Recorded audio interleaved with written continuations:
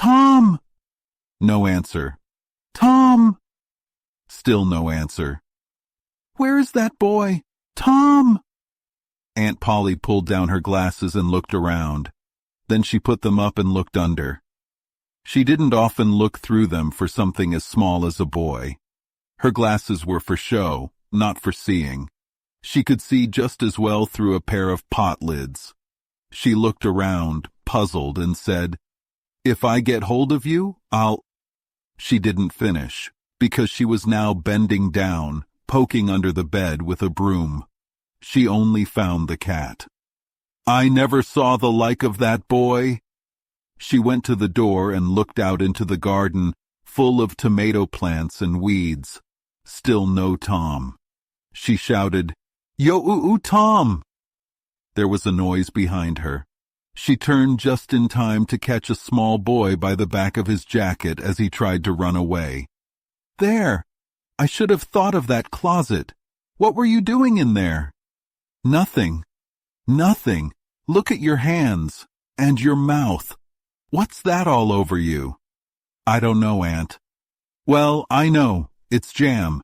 How many times have I told you to leave that jam alone? Hand me that switch." The switch hovered in the air. The danger was real. "My! Look behind you, Aunt." Aunt Polly turned around quickly. Tom ran off, climbed the high fence, and was gone. Aunt Polly stood surprised, then laughed. "Oh, that boy. Will I ever learn? He's tricked me enough times by now, but he always does it differently. How can I ever guess what he'll do next? He knows just how long he can push me before I get angry. And he knows if he makes me laugh, I won't punish him. I'm not doing right by him. Spare the rod and spoil the child, as the good book says. I'm letting us both down. He's full of mischief, but he's my dead sister's boy. I just can't bring myself to punish him. Every time I let him off, I feel guilty. And every time I hit him, it breaks my heart. Well, if he skips school this afternoon, I'll make him work tomorrow to punish him. It's hard to make him work on a Saturday, but I've got to try or I'll ruin him." Tom did skip school and had a good time. He got back home just in time to help Jim, the small black boy, saw wood and split kindling for the next day. At least, he was there to tell Jim his adventures while Jim did most of the work. Tom's half-brother Sid had already finished his part of the work, picking up chips. Sid was a quiet boy and never got into trouble. During supper, as Tom tried to steal some sugar, Aunt Polly asked him tricky questions. She wanted to catch him in a lie. She believed she was clever at this, and she enjoyed her little tricks. She said, "Tom, was it warm in school today?" "Yes'm." "Very warm, wasn't it?" "Yes'm." "Didn't you want to go swimming?" Tom felt a bit scared. He looked at Aunt Polly's face, but it told him nothing. So he said, "No, not very much." Aunt Polly felt his shirt and said, "But you're not too warm now." Tom knew she was checking if his shirt was dry. He quickly said, "Some of us poured water on our heads. Mine's still damp. See?" Aunt Polly was annoyed she hadn't thought of that. She tried again. "Tom, you didn't have to unbutton your shirt collar to pour water on your head, did you? Unbutton your jacket." Tom's face brightened. He opened his jacket. His shirt collar was still buttoned. "All right, go on then. I thought you had skipped school and gone swimming. But I forgive you, Tom. I guess you're better than you look. This time."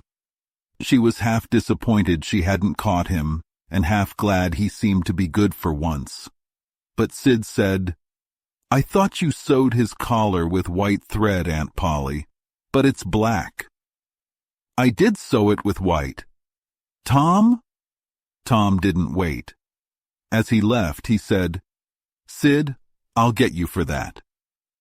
In a safe place, Tom looked at the two large needles in his jacket, one with white thread and one with black. He said, "She'd never have noticed if it wasn't for Sid.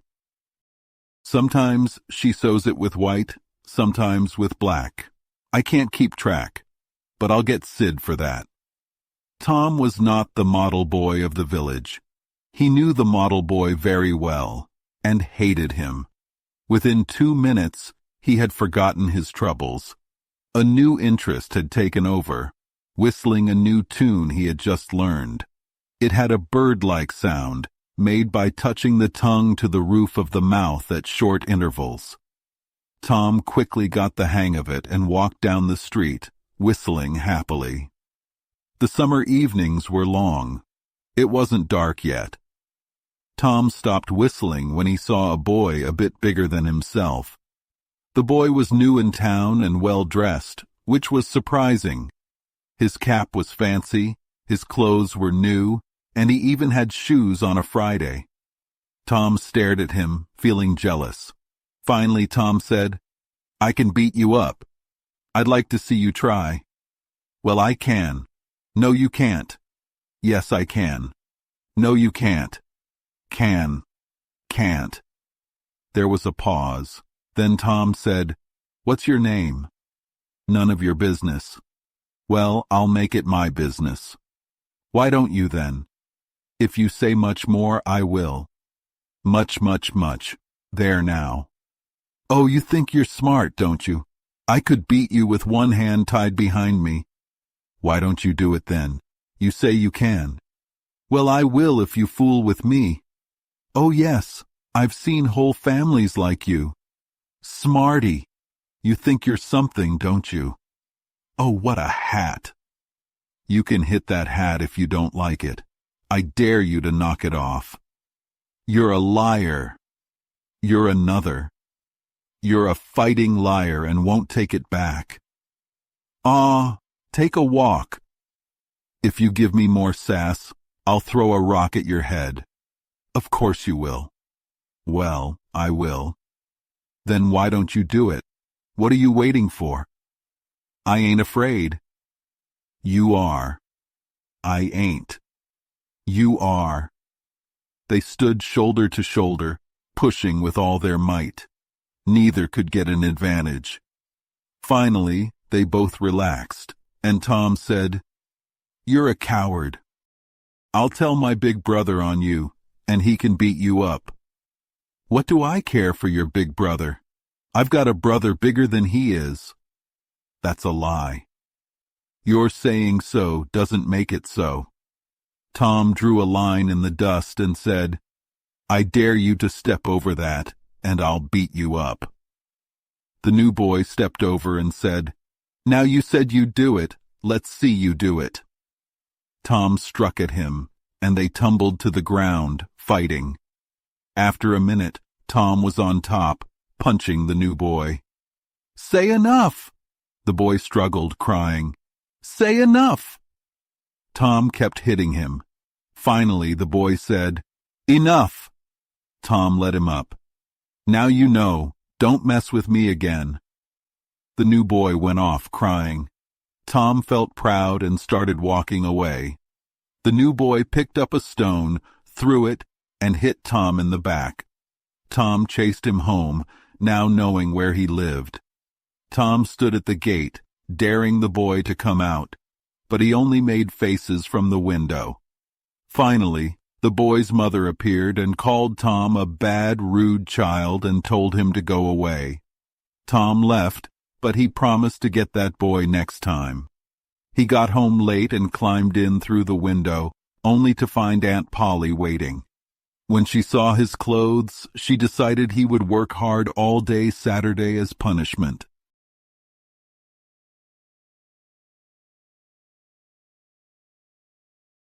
Saturday morning arrived and everything was bright and lively. The sun was shining and everyone felt happy. Birds were singing and people had smiles on their faces. The locust trees were in bloom and the air smelled sweet. Cardiff Hill, beyond the village, looked green and peaceful, like a dreamy, inviting place. Tom Sawyer came out with a bucket of whitewash and a long-handled brush. He looked at the fence and felt very sad. The fence was long, about 30 yards, and 9 feet high.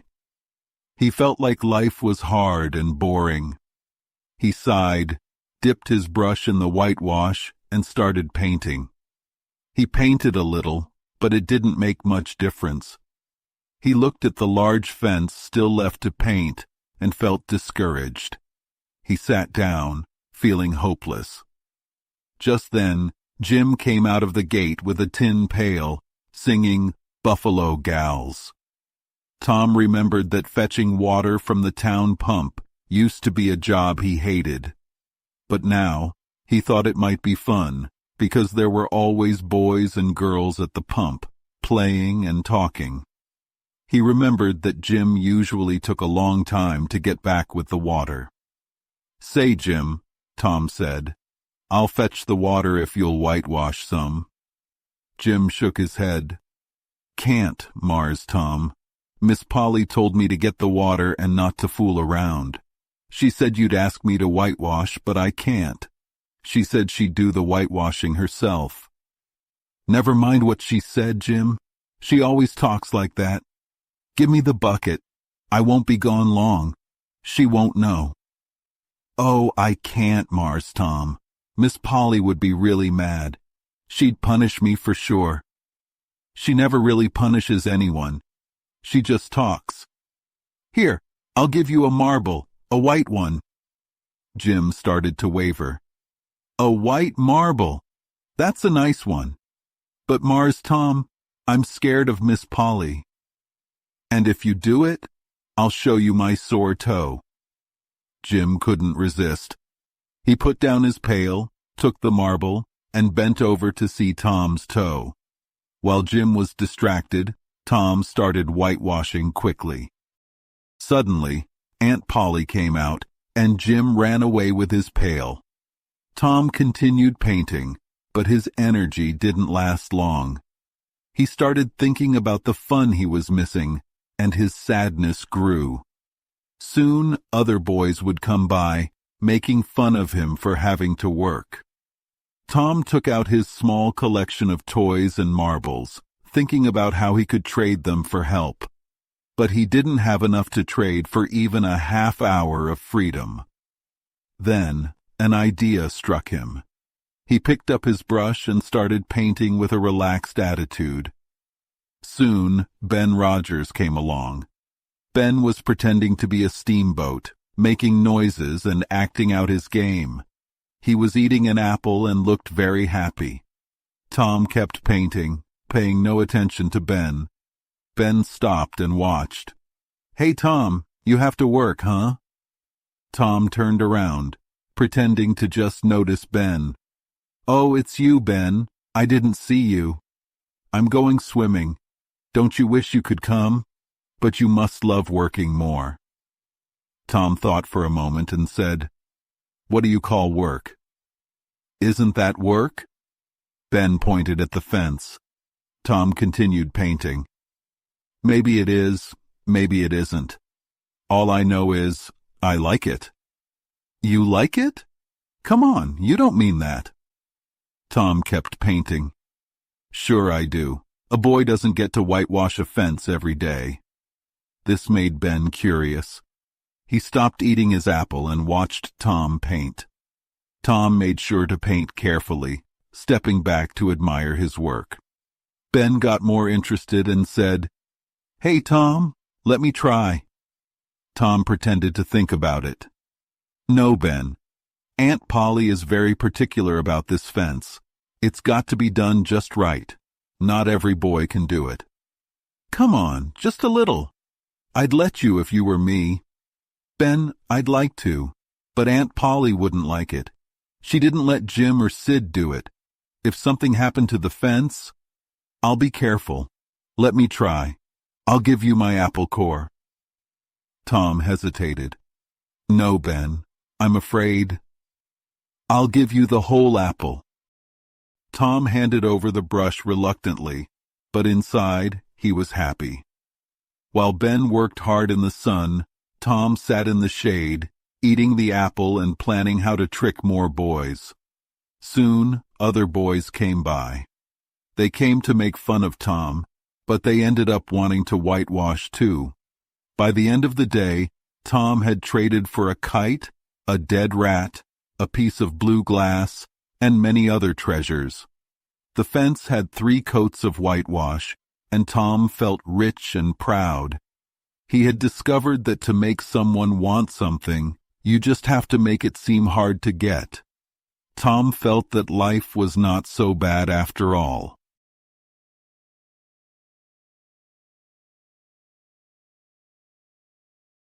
Tom came to see Aunt Polly.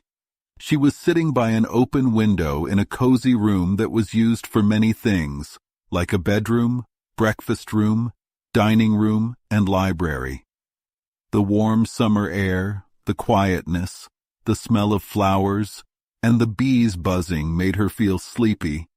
She was nodding off while knitting because her only company was the sleeping cat on her lap. Her glasses were on her gray hair to keep them safe. She thought Tom had left long ago, so she was surprised to see him back. "Can I go play now, Aunt?" Tom asked. "What? Already? How much have you done?" she replied. "It's all done, Aunt." "Tom, don't lie to me. I can't stand it," she said. "I'm not lying, Aunt. It is all done." Aunt Polly didn't trust Tom's words. She went outside to check for herself. She would have been happy if even a small part of the fence was whitewashed. But when she saw the entire fence beautifully whitewashed, she was amazed. "Well, I never. You can work when you want to, Tom, but you seldom want to," she said. "Go and play, but be back sometime this week or I'll tan you." She was so impressed that she took him to the closet and gave him a special apple. She also gave him a talk about how good it feels to earn a treat without doing anything wrong. While she talked, Tom sneakily took a donut. Tom ran outside and saw Sid going up the outside stairs to the back rooms on the 2nd floor. Tom picked up some clods of dirt and threw them at Sid. They hit Sid like a storm. Before Aunt Polly could come to the rescue, 6 or 7 clods had hit Sid, and Tom had jumped over the fence and ran away. There was a gate, but Tom usually didn't use it because he was always in a hurry. He felt peaceful now that he had settled the score with Sid for getting him in trouble earlier. Tom ran around the block and into a muddy alley behind his aunt's cow stable. He got far enough away to avoid punishment and headed towards the village square. There, 2 groups of boys were about to have a mock battle. Tom was the general of one group, and his best friend, Joe Harper, was the general of the other. These 2 great leaders didn't fight themselves. They gave orders to their soldiers. Tom's army won the battle. They counted the dead, exchanged prisoners, and planned the next battle. After that, the boys marched away, and Tom went home alone. As Tom passed by Jeff Thatcher's house, he saw a new girl in the garden. She had blue eyes, yellow hair in braids, and wore a white summer dress. Tom instantly forgot about his old crush, Amy Lawrence. He had thought he loved Amy, but now he knew it was just a fleeting fancy. This new girl captured his heart. Tom watched the girl until she noticed him. Then he pretended he didn't see her and started showing off, hoping to impress her. He did silly tricks and gymnastics, but when he looked again, she was going inside. Tom leaned on the fence, hoping she would come back. She paused on the steps, then went inside. But before she disappeared, she tossed a flower over the fence. Tom ran to the flower, pretending to be interested in something down the street. He picked up a straw and tried to balance it on his nose while moving closer to the flower. Finally, he stepped on the flower, picked it up with his toes, and hopped away with it. He put the flower inside his jacket, near his heart. Tom hung around the fence until nightfall, still showing off, but the girl never came back. He hoped she had seen him from a window. He went home, feeling a mix of hope and disappointment. During supper, Tom was so cheerful that Aunt Polly wondered what had gotten into him. She scolded him for throwing clods at Sid, but he didn't mind. He tried to steal sugar, but Aunt Polly rapped his knuckles. "Aunt, you don't whack Sid when he takes sugar," Tom complained. "Sid doesn't torment me like you do.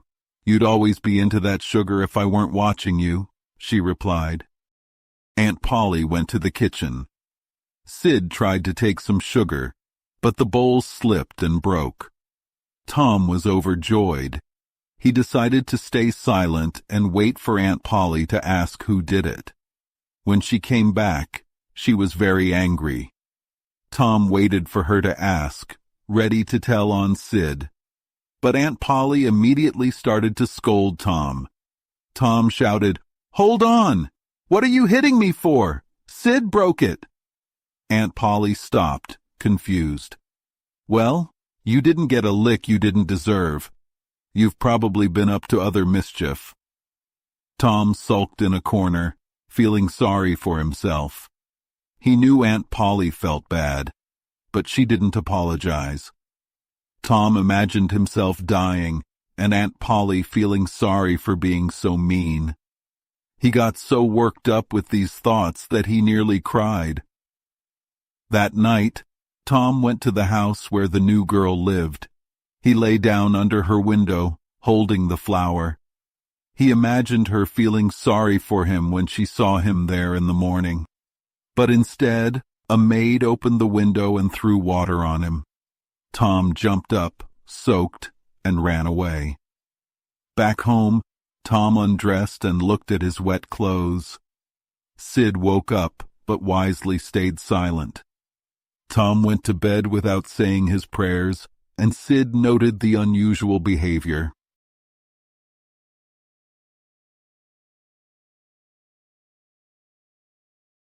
The sun rose over the peaceful village, shining warmly.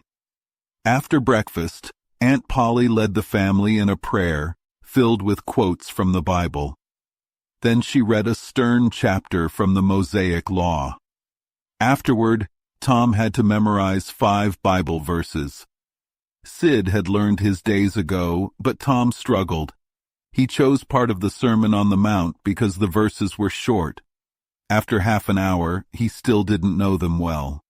His sister Mary helped him practice. "Blessed are the, Tom began. "Poor," Mary prompted. "Yes, poor. Blessed are the poor, in spirit. In spirit. Blessed are the poor in spirit, for they, theirs. For theirs. Blessed are the poor in spirit, for theirs is the kingdom of heaven. Blessed are they that mourn, for they, shall. Oh, shall, for they shall, Mary, why don't you tell me?" "Oh, Tom, I'm not teasing you. Try again, and if you do it, I'll give you something nice," Mary encouraged him. "What is it?" Tom asked. "You'll see. Just try." Under the promise of a reward, Tom tried hard and finally learned his verses. Mary gave him a new Barlow knife worth 12.5 cents. Though the knife didn't cut well, Tom was thrilled. He then tried to carve the cupboard with it before being called to dress for Sunday school. Mary gave Tom a basin of water and soap. He went outside, but instead of washing, he poured the water on the ground and wiped his face on a towel. Mary caught him and made him wash properly. When he was done, she helped him dress in his Sunday clothes. She brushed his hair and made sure he was neat, though Tom disliked looking tidy. Tom hoped Mary would forget about his shoes, but she polished them and made him wear them. He grumbled, but Mary persuaded him. Soon, Tom, Sid, and Mary set out for Sunday school. Tom hated it, but Sid and Mary liked it. Sunday school started at 9 and lasted until 10:30, followed by church. Tom often stayed for church because he had to. The church was small, with hard, uncushioned pews. At the door, Tom asked a friend, Billy, if he had a yellow ticket. "Yes," Billy replied. "What'll you take for it?" Tom asked. "Piece of licorice and a fishhook." Tom showed him the items, and they traded. Tom then traded other things for more tickets. He finally had enough to exchange for a Bible. Inside, Tom sat with noisy boys, causing trouble. The teacher scolded him. When it was time to recite their lessons, none of the boys knew their verses well, but they received small blue tickets for their effort. 10 blue tickets equaled a red one, and 10 red ones equaled a yellow ticket. 10 yellow tickets earned a Bible. Only a few students had ever earned a Bible because it required memorizing 2,000 verses. Mary had earned 2 Bibles this way. During the superintendent's speech, visitors arrived. Lawyer Thatcher, a frail old man, a middle-aged man, and a dignified lady with a child. Tom's heart leaped when he saw the child. It was the girl from the garden. He tried to impress her with silly antics. The superintendent, Mr. Walters, introduced the visitors. The middle-aged man was Judge Thatcher, a significant figure in the village. Walters wished he could give out a Bible today to impress the judge. To his shock, Tom presented his tickets and asked for a Bible. Tom was called up to receive the Bible, and the school was amazed. The boys envied him, especially those who had traded tickets with him. Amy Lawrence, Tom's old crush, felt hurt and jealous, realizing Tom's attention was on the new girl. Tom was introduced to Judge Thatcher. Nervously, he stammered his name. The judge praised Tom for memorizing 2,000 verses and asked him to name the first 2 disciples. Tom hesitated, then blurted out, "David and Goliath." The room fell silent. The superintendent, visitors, and students were all taken aback. The judge, trying to be kind, patted Tom on the head. Mr. Walters quickly moved on, and the rest of the Sunday school session continued without further incident.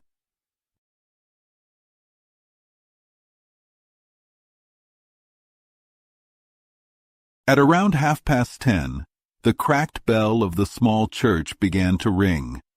People started to gather for the morning sermon. The Sunday school children sat with their parents to be supervised. Aunt Polly came, and Tom, Sid, and Mary sat with her. Tom was placed next to the aisle, far from the window to avoid distractions.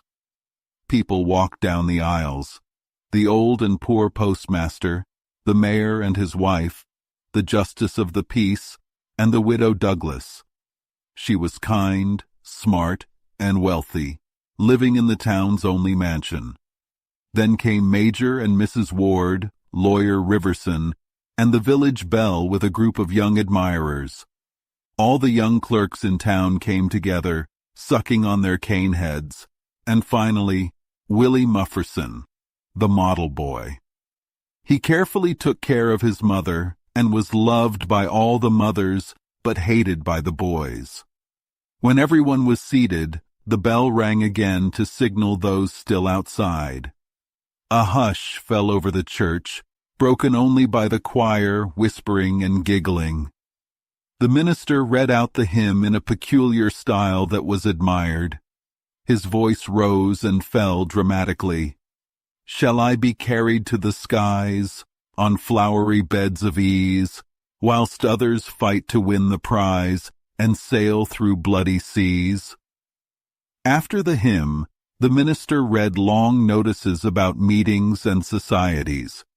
Then he prayed for everyone, the church, children, other churches, the village, the state, the United States, the government, sailors, oppressed people, and even the heathens in far-off lands.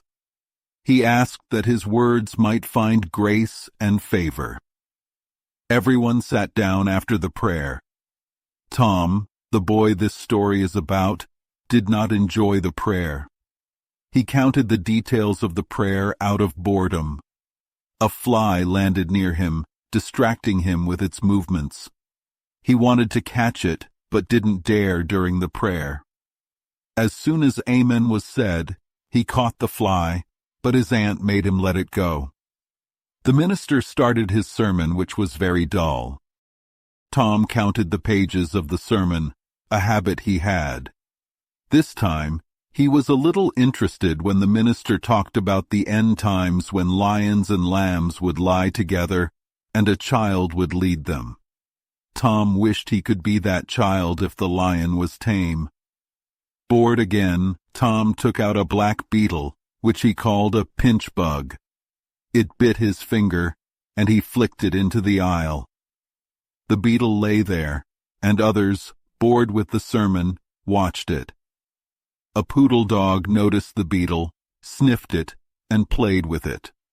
The dog accidentally sat on the beetle, yelped in pain, and ran wildly around the church, causing suppressed laughter. The sermon was interrupted, and the minister had a hard time continuing. The congregation was relieved when the service ended. Tom went home cheerful, thinking church was not so bad when something exciting happened. He only wished the dog hadn't taken his beetle.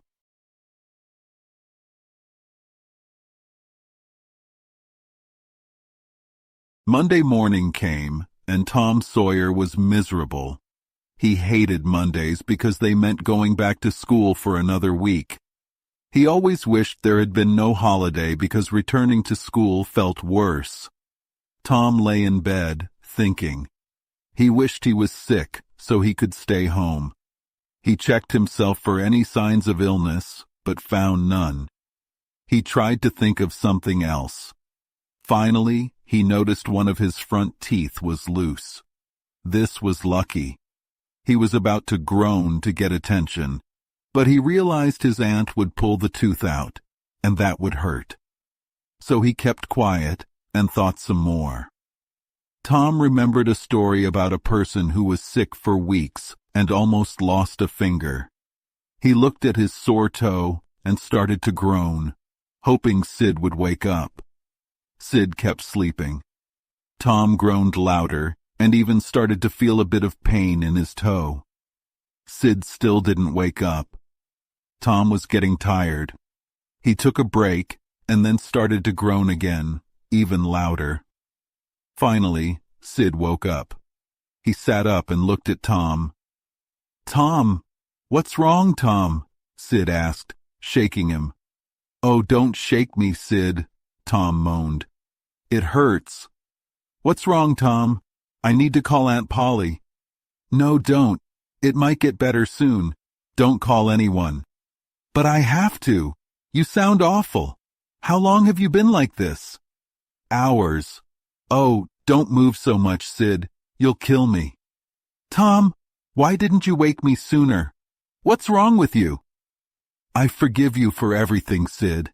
Everything you've ever done to me. When I'm gone—" "Oh, Tom, you're not dying, are you? Don't say that." "I forgive everyone, Sid. Tell them that. And Sid, give my window sash and my one-eyed cat to the new girl in town and tell her—" But Sid had already run out of the room, thinking Tom was really dying. Sid ran downstairs, shouting, "Oh, Aunt Polly, come quick! Tom's dying." "Dying?" "Yes. Don't wait. Come quick." "Nonsense. I don't believe it." But Aunt Polly ran upstairs with Sid and Mary following. Her face turned white when she reached Tom's bedside. "Tom, what's wrong with you?" "Oh, Auntie, my sore toe's mortified." Aunt Polly sat down, laughed a little, then cried a little, then did both. This made her feel better, and she said, "Tom, You scared me. Now stop that nonsense and get out of bed." Tom's groans stopped, and the pain in his toe vanished. He felt a bit foolish. Aunt Polly, it seemed mortified, and it hurt so much I didn't even think about my tooth. "Your tooth? What's wrong with your tooth?" "One of them is loose, and it aches terribly." "Don't start groaning again. Open your mouth." "Well, your tooth is loose, but you're not going to die from it. Mary, get me a silk thread and a piece of fire from the kitchen." Tom begged. "Oh, please, Auntie, don't pull it out. It doesn't hurt anymore. I don't want to stay home from school." "Oh, you don't? So you thought you'd stay home and go fishing?" "Tom, I love you, but you try so hard to break my heart with your antics." She tied one end of the thread to Tom's tooth and the other to the bedpost. Then she took the fire and moved it close to Tom's face. The tooth came out and hung from the bedpost. Despite the trouble, Tom felt happy on his way to school because the gap in his teeth allowed him to spit impressively, making him the envy of the other boys. Tom met Huckleberry Finn, the town's outcast. Huck was disliked by all the mothers but admired by the boys for his freedom. Tom wasn't supposed to play with Huck, but he did whenever he could. "Hello, Huckleberry," Tom called. "Hello yourself," Huck replied.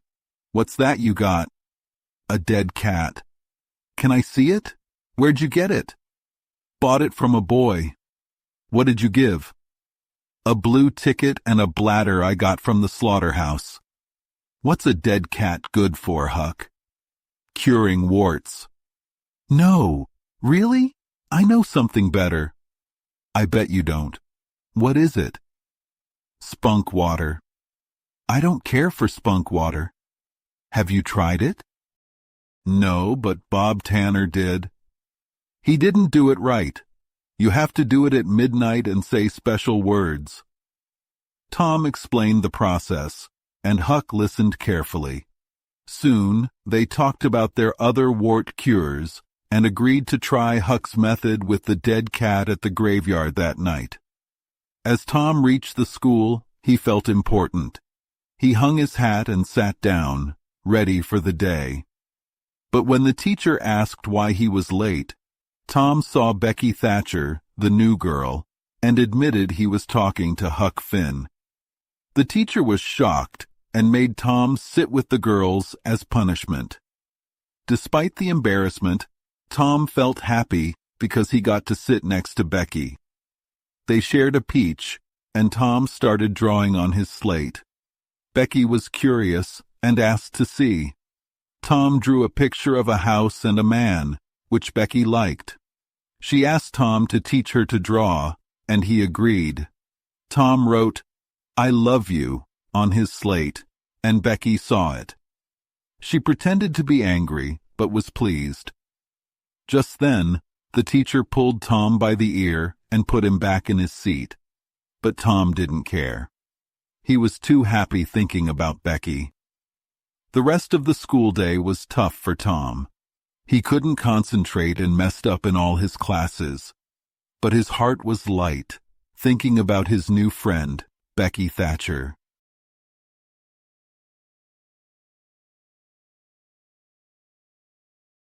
Tom tried hard to focus on his book, but his mind kept wandering. He sighed and yawned, giving up. It felt like the noon recess would never come. The day was very hot and sleepy. The murmuring of the students sounded like bees, and the warm air made Tom feel even sleepier. Outside, he could see Cardiff Hill shimmering in the heat. A few birds flew lazily in the sky, and some cows were asleep. Tom wished he could be free, or at least have something fun to do. Tom reached into his pocket and smiled. He pulled out the box with his tick. He let the tick out on his desk and started to play with it using a pin. His friend Joe Harper sat next to him and was also bored. Joe saw the tick and immediately became interested. He took out a pin and started to play with the tick too. The boys quickly realized they were interfering with each other. Tom drew a line down the middle of Joe's slate. "Now," Tom said, "as long as the tick is on your side, you can play with it and I'll leave it alone. But if it comes to my side, you have to leave it alone." "All right," Joe agreed. "Start him up." The tick moved around, crossing from Tom's side to Joe's and back again. Both boys were completely absorbed in the game, their heads close together over the slate. Joe managed to keep the tick on his side for a long time, which frustrated Tom. Finally, Tom couldn't resist and used his pin to help guide the tick. Joe got angry. "Tom, leave him alone," Joe said. "I just want to stir him up a little," Tom replied. "No, it's not fair. Leave him alone." "I won't." "You shall. He's on my side." "Whose tick is it?" Tom argued. "I don't care. He's on my side, and you can't touch him." "Well, I will. He's my tick, and I'll do what I please with him." Just then, a heavy hand came down on both boys' shoulders. The teacher had silently walked up behind them and caught them playing. He had watched enough to get angry, and now decided to stop it. The teacher whacked both boys and sent them back to their desks, much to the amusement of the other students. When school ended at noon, Tom whispered to Becky Thatcher, "Put on your bonnet and act like you're going home. When you get to the corner, slip away and come back through the lane. I'll do the same." They each joined different groups of children and sneaked back to the schoolyard. Soon, they had the school to themselves. Tom and Becky sat together with a slate. Tom guided Becky's hand, drawing a house. When they got bored of drawing, they started talking. "Do you love rats?" Tom asked. "No, I hate them," Becky replied. "I do too, live ones, but dead ones are fun to swing around." "I don't like them at all. I like chewing gum." "Oh, I wish I had some now." "I have some," Becky said. "I'll let you chew it, but you have to give it back." They shared the gum, taking turns chewing it happily. "Have you ever been to a circus?" Tom asked. "Yes, and my father will take me again if I'm good. I've been lots of times. A circus is so much better than church. I want to be a clown when I grow up." "Really? That would be nice. They look so funny. And they make lots of money. Say, Becky, have you ever been engaged?" "What's that?" "It means you promised to marry someone." "No." "Would you like to?" "I guess so. What is it like?" "You just tell a boy you won't ever love anyone but him, and then you kiss." "Kiss? Why?" "That's just what people do." "Does everyone do it?" "Yes, everyone who loves each other. Do you remember what I wrote on the slate?" "Yes." "What was it?" "I won't tell you."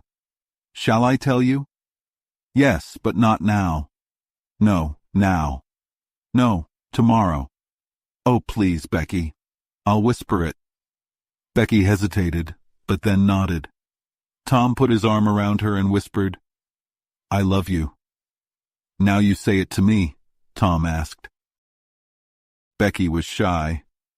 "Turn your face away so you can't see me." Tom turned his face, and Becky whispered, "I love you." Tom chased her around the desks until she hid in a corner. He hugged her and said, "Now it's all done, except the kiss. Don't be afraid. It's nothing." Becky finally let him kiss her. "Now, we won't ever love anyone else, right?" "Right," Becky agreed. They were very happy until Tom mentioned Amy Lawrence. Becky got upset and started crying. "Oh, Tom, so I'm not the first you've been engaged to." Tom tried to comfort her, but she pushed him away. Tom's pride got hurt, and he left the school. He hoped Becky would come after him, but she didn't. Becky regretted her reaction and called for Tom, but he didn't come back. She sat alone, feeling sad.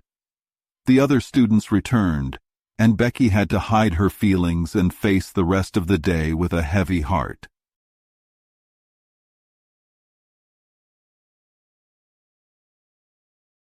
Tom dodged through lanes until he was far from the other children returning home.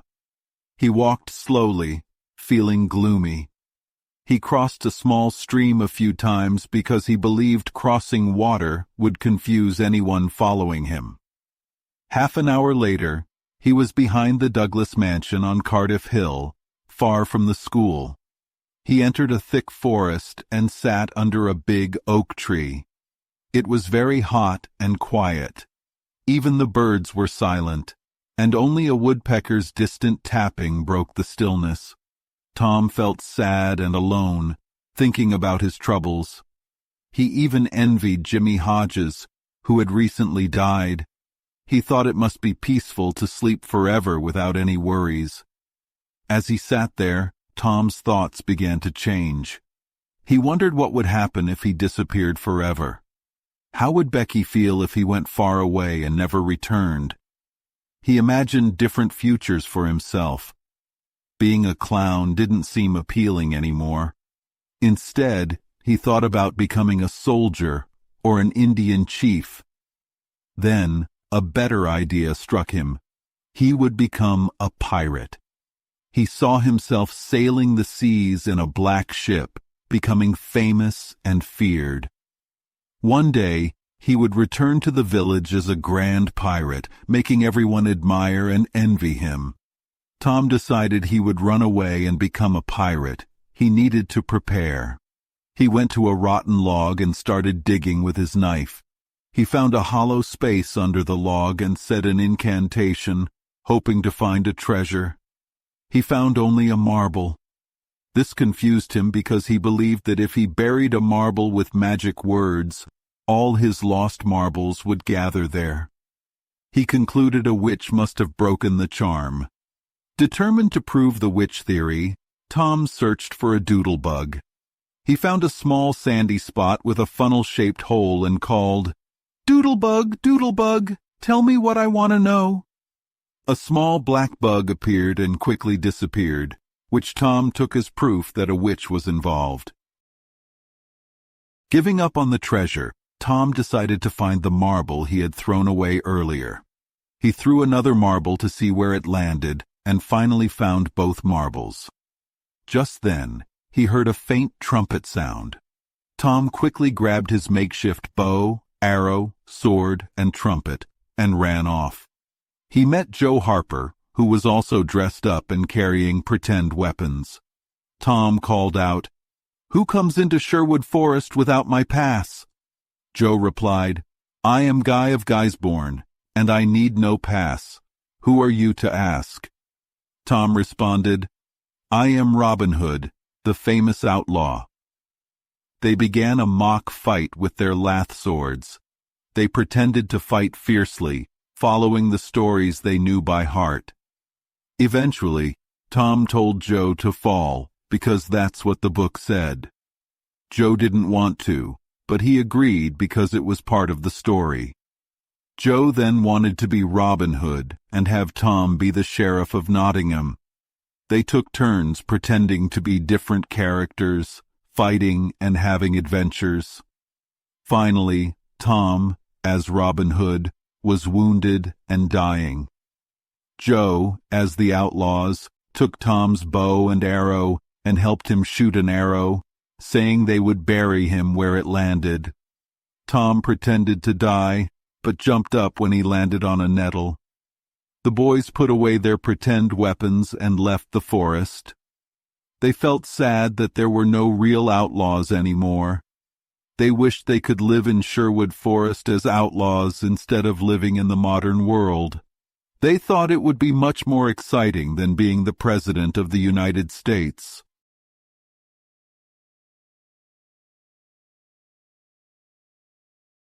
At 9:30 that night, Tom and Sid were sent to bed as usual.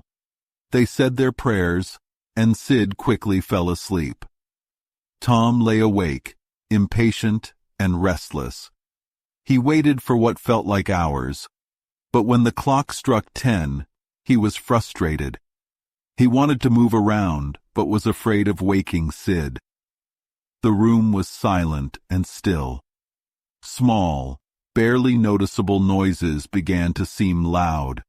The clock ticking, beams creaking, stairs squeaking, and the faint snoring of Aunt Polly. A cricket chirped, and Tom couldn't locate it.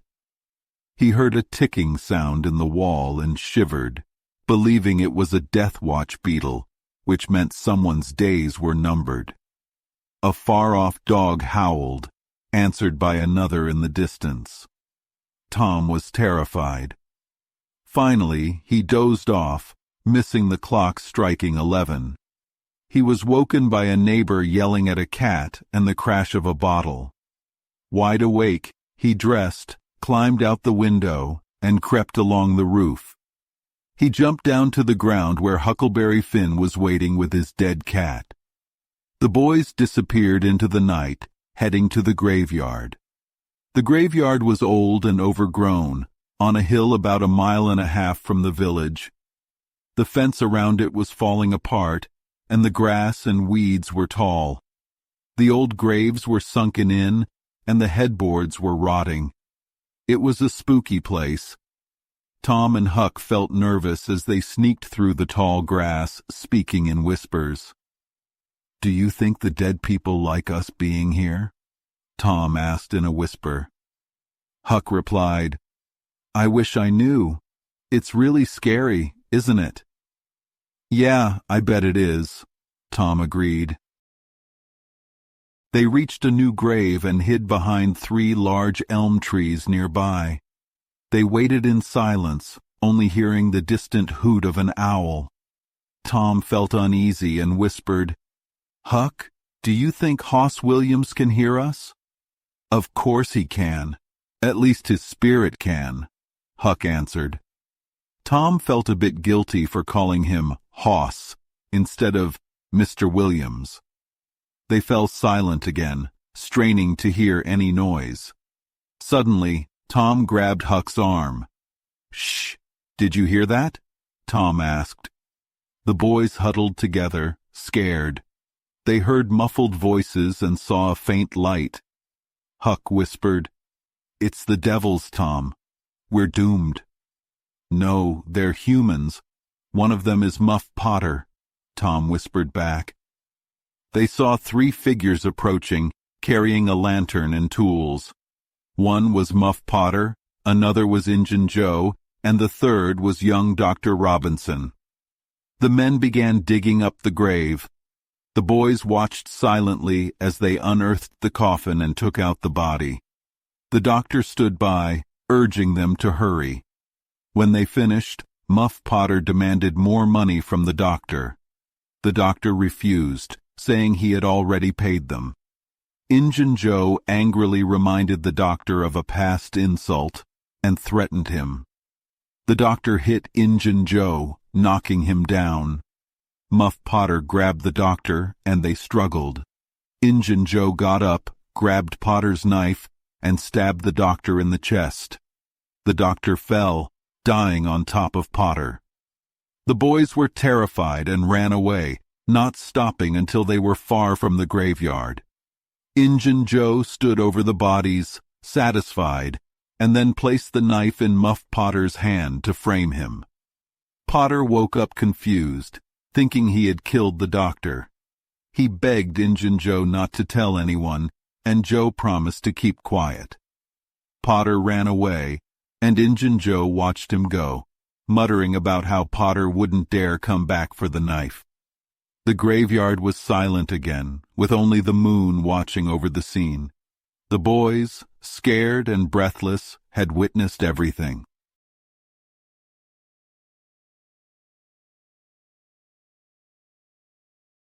Tom and Huck ran toward the village, too scared to speak. They looked back often, afraid someone might be chasing them. Every stump looked like a man, and every sound made them jump. As they passed some cottages near the village, barking dogs made them run even faster. "If we can just reach the old tannery before we collapse," Tom whispered between gasps. "I can't run much longer." Huck didn't reply, too busy catching his breath. The boys kept their eyes on their goal and pushed themselves harder. Finally, they burst through the tannery door and collapsed inside, exhausted but safe. After a while, their hearts calmed, and Tom whispered, "Huck, what do you think will happen? If Dr. Robinson dies, I think they'll hang someone for it." "Do you really think so?" "I know it, Tom." Tom thought for a bit, then asked, "Who's going to tell? Us?" "What are you talking about? If Injun Joe isn't hanged, he'd kill us for sure." "That's what I was thinking too, Huck. If anyone tells, it should be Muff Potter. He's usually too drunk to remember much anyway." Tom stayed silent, deep in thought. Then he whispered, "Huck, Muff Potter doesn't know. How can he tell?" "Why wouldn't he know?" "Because he got hit when Injun Joe did it. He couldn't have seen anything." "That's true, Tom. And besides, maybe that hit knocked him out." "No, Tom. He had liquor in him. When my pop is full of liquor, you can hit him with anything, and it won't faze him. It's the same with Muff Potter." After a while, Tom said, "Huck, can you keep quiet about this?" "Tom, we have to. Injun Joe would drown us like kittens if we told. We need to swear to each other to keep this secret." "I agree. Let's swear." Holding hands wasn't enough for Huck. "No, we need something serious. We need to write it down and use blood." Tom loved the idea. It was serious and secretive, fitting the mood. He found a clean piece of wood, took a bit of red chalk from his pocket, and wrote, "Huck Finn and Tom Sawyer swear they will keep quiet about this and wish they may drop dead in their tracks if they ever tell and rot." Huck admired Tom's writing skills and the solemnity of the oath. He took a pin to prick his finger, but Tom stopped him. "Don't use a pin. It's brass and could have poison on it." "What's poison?" "Just trust me, it's bad. Use a needle instead." They pricked their thumbs with a needle, squeezed out drops of blood, and signed their initials. They buried the wooden shingle near the wall with some solemn words, sealing their oath. Suddenly, a figure moved through a gap in the old building, but they didn't notice. "Tom," whispered Huck, "does this mean we can never tell, ever?" "Of course. No matter what happens, we have to keep quiet. We'd drop dead if we told." "Yes, I guess that's true." They whispered for a while longer. Suddenly, a dog howled just outside. The boys clung to each other, terrified. "Which one of us is it howling for?" Huck gasped. "I don't know. Look through the crack, quick." "No, you do it, Tom." "I can't, Huck." "Please, Tom. There it is again." Tom, trembling, peeked through the crack. "Oh, Huck, it's a stray dog." "Who's it looking at?" Huck asked. Tom whispered, "It's got its back to us." They both felt relieved. The howling stopped. Tom listened. "Shh! What's that?" "Sounds like snoring, Tom." "That's it. Where's it coming from, Huck?" "Down at the other end. Maybe it's someone sleeping there." Tom felt adventurous again. "Huck, do you dare go if I lead?" "I don't like it much. What if it's Injun Joe?" Tom hesitated, but the temptation was too strong. They agreed to try, ready to run if the snoring stopped. They tiptoed closer. Tom stepped on a stick, which snapped loudly. The man moved, and his face came into the moonlight. It was Muff Potter. The boys were relieved and tiptoed away. They stopped a little distance away to talk. Suddenly, the dog howled again. The boys turned and saw it facing Muff Potter, with its nose pointing upward. "Oh no, it's him!" they exclaimed together. "Tom, they say a stray dog howled at Johnny Miller's house 2 weeks ago, and someone died there." "That's right. And Gracie Miller got burned badly after that." "Yes, but she's not dead. She's getting better. Just wait and see. She'll die, just like Muff Potter. That's what people say, and they know about these things." They parted ways, thinking about the night's events. When Tom climbed into his bedroom window, it was nearly morning. He undressed quietly, thinking no one knew he'd been out. He didn't realize Sid had been awake, listening. When Tom woke, Sid was already dressed and gone. Tom felt something was wrong. Why hadn't he been woken up as usual? He dressed quickly and went downstairs, feeling tired and sore. The family was still at the table, but they had finished breakfast. No one scolded him, but they all avoided looking at him. The silence and solemnity made Tom feel guilty. He sat down, trying to be cheerful, but no one responded, and he soon fell silent. After breakfast, Aunt Polly took him aside. Tom almost hoped for a whipping, but instead she wept over him. She asked how he could break her heart and told him to go ahead and ruin himself. This was worse than a whipping, and Tom felt miserable. He promised to be good and begged for forgiveness, but he knew he hadn't fully regained her trust. Tom left, too sad to be angry at Sid. He went to school feeling gloomy. He took his punishment for skipping school the day before without complaint. He sat at his desk, resting his head in his hands, staring at the wall. His elbow pressed against something hard. Slowly, he moved and picked up the object with a sigh. It was wrapped in paper. He unwrapped it and found his brass knob. With a heavy heart, he realized this final disappointment was too much.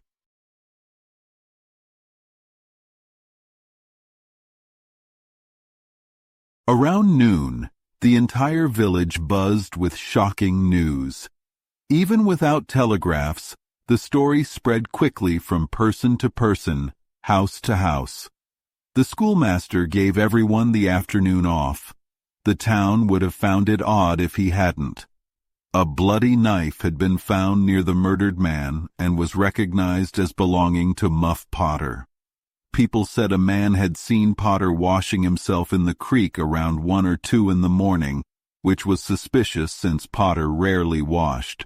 The town was searched for Potter, but he was nowhere to be found. Horsemen left in every direction, and the sheriff was sure Potter would be captured before nightfall. The entire town headed to the graveyard. Tom's heartbreak vanished as he joined the crowd, driven by a strange fascination. Once at the graveyard, he squeezed through the crowd to see the gruesome scene. It felt like ages since he had been there last. Someone pinched his arm, and he saw Huck. They quickly looked away, hoping no one noticed their reaction.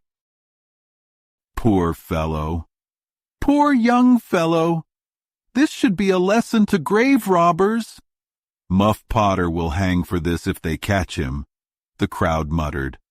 The minister said, "It's a judgment. God's hand is in this." Tom shivered when he saw Injun Joe's stony face. Suddenly the crowd began to stir and shout, "It's him! He's coming!" "Who?" "Muff Potter." People in the trees said Potter wasn't trying to escape, just looking confused. The crowd parted as the sheriff led Potter through, holding him by the arm. Potter's face was haggard, and he looked terrified. When he saw the body, he shook and began to cry. "I didn't do it, friends. I swear I didn't do it." "Who's accusing you?" shouted a voice.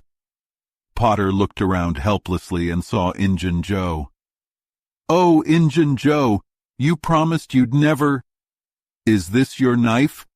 the sheriff asked, showing the bloody knife. Potter nearly collapsed.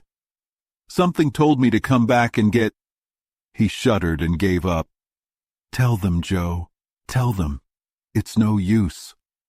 Tom and Huck stood silent, listening to Injun Joe's calm lies, expecting lightning to strike him any moment.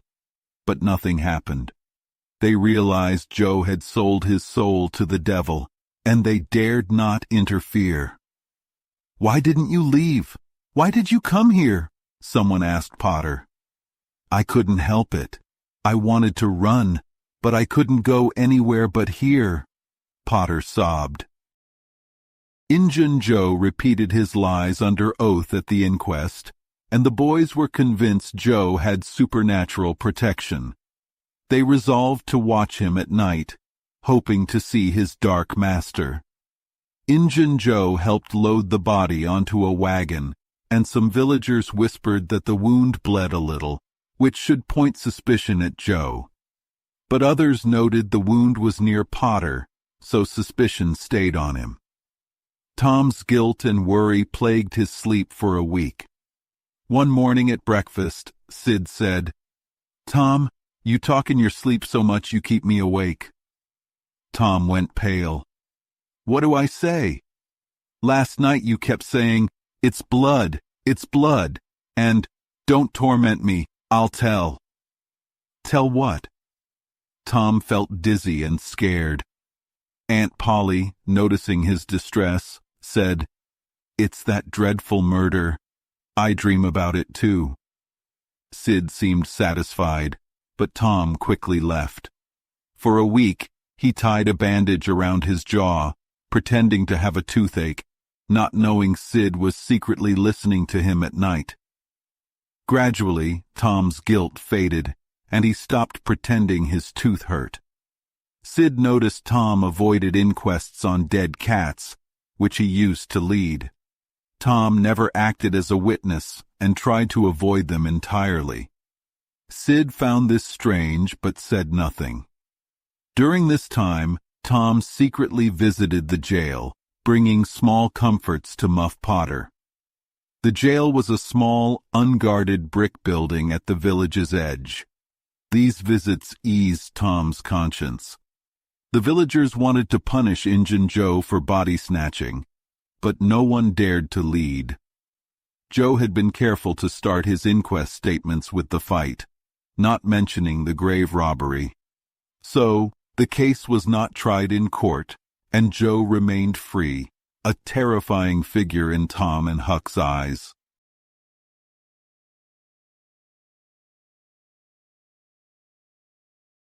Tom's mind found a new worry to distract him from his troubles. Becky Thatcher had stopped coming to school. Tom fought his pride for a few days, trying to forget her, but he couldn't. He began to hang around her house at night, feeling miserable. She was ill. What if she died? The thought drove him to despair. He lost interest in war games and piracy. Life seemed dull and joyless. He put away his hoop and bat. His aunt noticed his sadness and began trying various remedies on him. Aunt Polly loved trying out new health cures. She read all the health magazines and believed everything they said, even though the advice often contradicted itself month to month. She was always ready to try new treatments, not on herself, but on anyone else.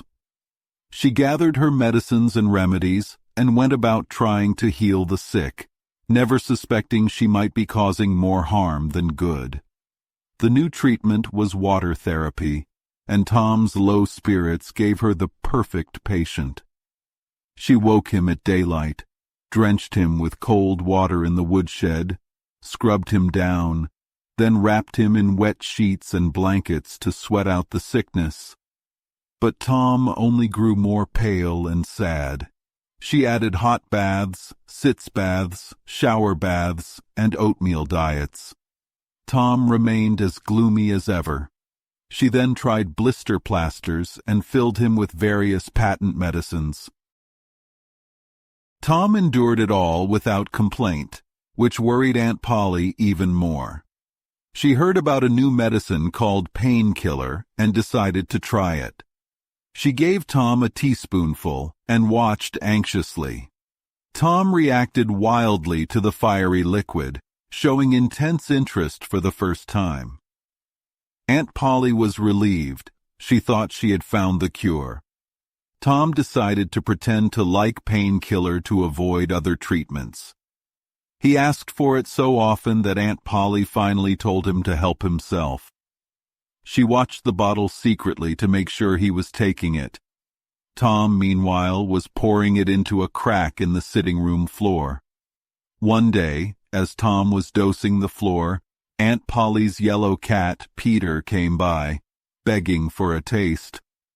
Tom warned him, but Peter insisted. Tom gave him some painkiller. Peter sprang into the air, yowled, and ran around the room, knocking over furniture and flower pots. Aunt Polly entered just in time to see Peter leap out the window. Tom lay on the floor, laughing. "Tom, what's wrong with that cat?" Aunt Polly asked. "I don't know, Aunt Polly," Tom said, trying to stop laughing. "What made him act like that?" "Cats always act like that when they're having a good time." "They do they?" Aunt Polly said, suspicious. She noticed the spoon under the bed and picked it up. Tom winced. "Tom, why did you treat that poor cat like that?" "I felt sorry for him because he didn't have an aunt," Tom said. "What does that have to do with it?" "If he had an aunt, she'd have burned him out herself." Aunt Polly felt a pang of guilt. Maybe she had been too harsh on Tom. She softened and said, "I was trying to help, Tom, and it did do you good." Tom looked up at her with a twinkle in his eye. "I know you were, Aunt Polly, and I was helping Peter too. It did him good." "Oh, go along with you, Tom. Try to be a good boy, and you don't need to take any more medicine." Tom went to school early. He had been doing this every day recently. He hung around the gate, looking down the road, feeling sick. When Jeff Thatcher arrived, Tom tried to bring up Becky in conversation, but Jeff didn't take the bait. Tom watched every frock that came into sight, hoping it was Becky. Finally, he gave up and sat in the empty schoolhouse, feeling miserable. Then he saw a frock at the gate, and his heart leaped. It was Becky. Tom sprang into action, showing off by yelling, laughing, chasing boys, jumping over fences, doing handstands, and all sorts of stunts. He kept an eye on Becky, hoping she'd notice, but she seemed unaware. He moved closer to her, causing a scene. He snatched a boy's cap, threw it on the schoolhouse roof, tumbled through a group of boys, and nearly fell at Becky's feet. She turned away with her nose in the air, saying, "Some people think they're so smart, always showing off." Tom's cheeks burned with embarrassment. He gathered himself up and sneaked away, feeling crushed and defeated.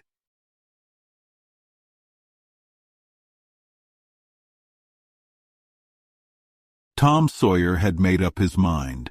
He was feeling very sad and desperate. He thought no one cared about him, and he was sure everyone would be sorry when they found out what he planned to do. He tried to be good, but nothing worked. So, if everyone wanted him gone, he would leave. He decided to live a life of crime. There was no other choice. By now, he was far down Meadow Lane. The school bell rang in the distance, making him feel even sadder. He thought about how he would never hear that bell again. He cried a lot as he walked. At that moment, he met Joe Harper, his best friend. Joe looked as sad as Tom felt. They both had the same idea. Tom told Joe that he was going to run away because nobody at home loved him. He hoped Joe wouldn't forget him. Joe was happy to see Tom because he had the same plan. Joe's mother had whipped him for something he didn't do, and he felt unloved. He decided to leave home too. The boys walked together, feeling sad but determined. They promised to stay together no matter what. Joe wanted to be a hermit and live alone in a cave, but Tom convinced him that being a pirate would be more fun. They decided to make Jackson's Island their hideout. The island was 3 miles down the Mississippi River and was covered in trees. No one lived there, making it the perfect place for pirates. They found Huckleberry Finn and told him their plan. Huck, who was always up for an adventure, joined them. They agreed to meet at midnight at a spot 2 miles above the village. They planned to steal a small log raft for their journey.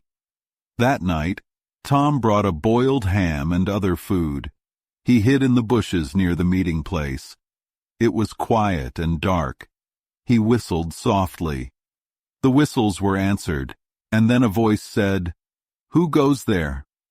"Tom Sawyer, the Black Avenger of the Spanish Main." "Name your names," Tom replied. "Huck Finn, the Red-Handed, and Joe Harper, the Terror of the Seas," they answered. Tom had made up these pirate names from his favorite books. They gave the secret password, "Blood," and then joined together. Huck brought a skillet and some tobacco. Joe brought bacon. They needed fire, so they sneaked to a nearby raft and stole a burning chunk of wood.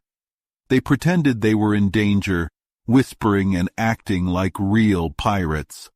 They set off on the raft with Tom in command. The boys pretended to sail a pirate ship, giving orders and imagining they were at sea. The river was calm, and they drifted quietly. They reached Jackson's Island around 2 a.m. and set up camp. They built a fire, cooked bacon, and ate half of the cornbread they had brought. They felt like real pirates, far from home and living in the wild. "Isn't this great?" said Joe. "It's perfect," said Tom. "What would the other boys say if they could see us now?" "They'd be jealous," said Huck. "I'm happy here. I don't usually get enough to eat, and no one can boss me around here." "I love it too," said Tom. "We don't have to get up early, go to school, or wash. Pirates don't have to do anything they don't want to." Joe agreed that being a pirate was better than being a hermit. Pirates were always respected and had exciting lives. The boys talked about their new pirate lives until they grew sleepy. Huck, who had brought tobacco, smoked his pipe and felt very content. The others envied him and decided they would learn to smoke soon too. "What do pirates do?" Huck asked. "They have a great time," said Tom. "They capture ships, take treasure, and make people walk the plank. They also take women to their island, but they don't hurt them because pirates are noble. And they wear fancy clothes," added Joe. Huck looked at his own ragged clothes and felt sad. The others assured him that he would get fine clothes once they started their adventures. They continued talking until they were too tired to stay awake. Huck fell asleep first. Tom and Joe found it harder to sleep because they felt guilty for running away and stealing food. They decided not to steal anymore, even as pirates. After this, they finally fell asleep. The 3 boys slept peacefully, dreaming of their new lives as pirates on Jackson's Island.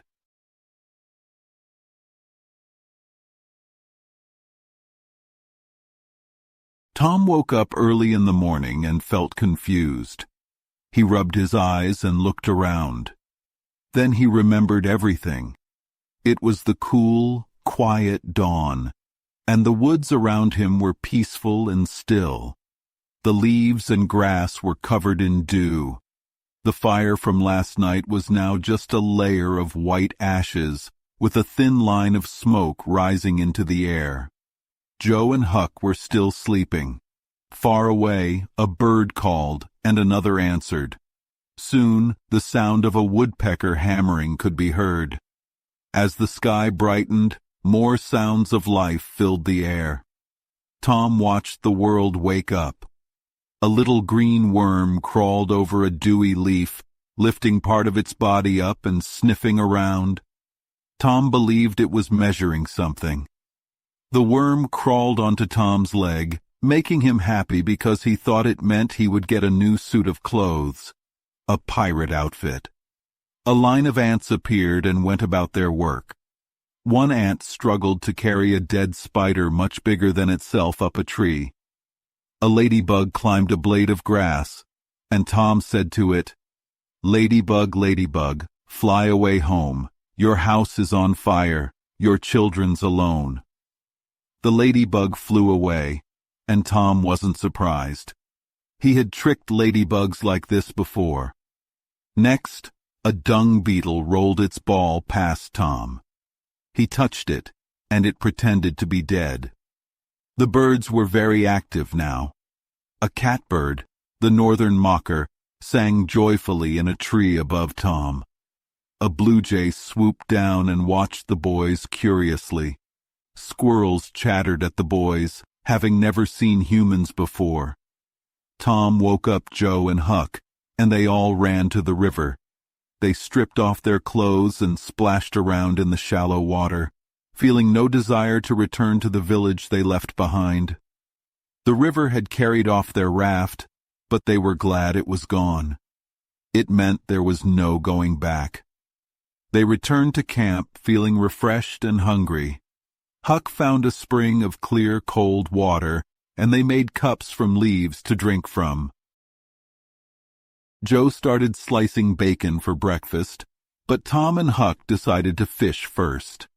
They quickly caught some fish and brought them back.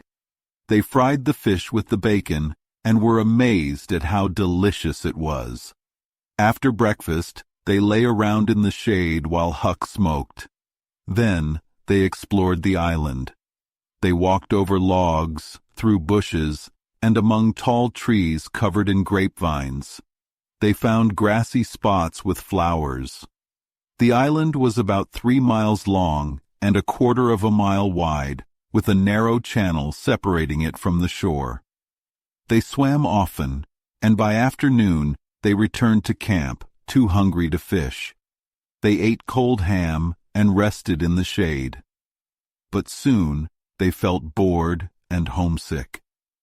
Even Huck missed his usual places in the village. They all felt a longing for home, but were too ashamed to admit it. They heard a distant sound they couldn't identify at first. Then they realized it was a deep, sullen boom. "What is it?" whispered Joe. They listened, and the sound came again. Tom exclaimed, "I know now! Somebody's drowned!" They rushed to the shore and saw a ferry boat drifting with the current, crowded with people. Skiffs were nearby, and a jet of white smoke burst from the ferry boat, followed by the same booming sound. "They're shooting a cannon over the water to bring up the body," said Huck.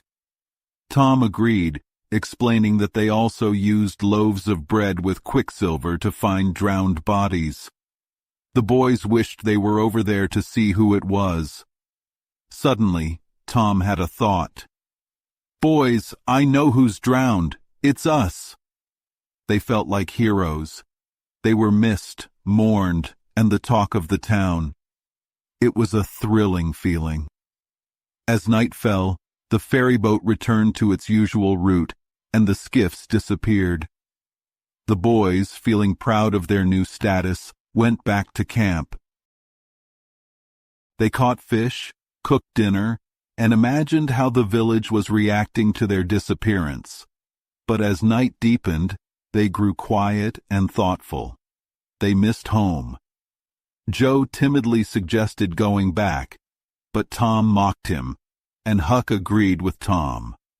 Joe quickly changed his mind, not wanting to seem weak.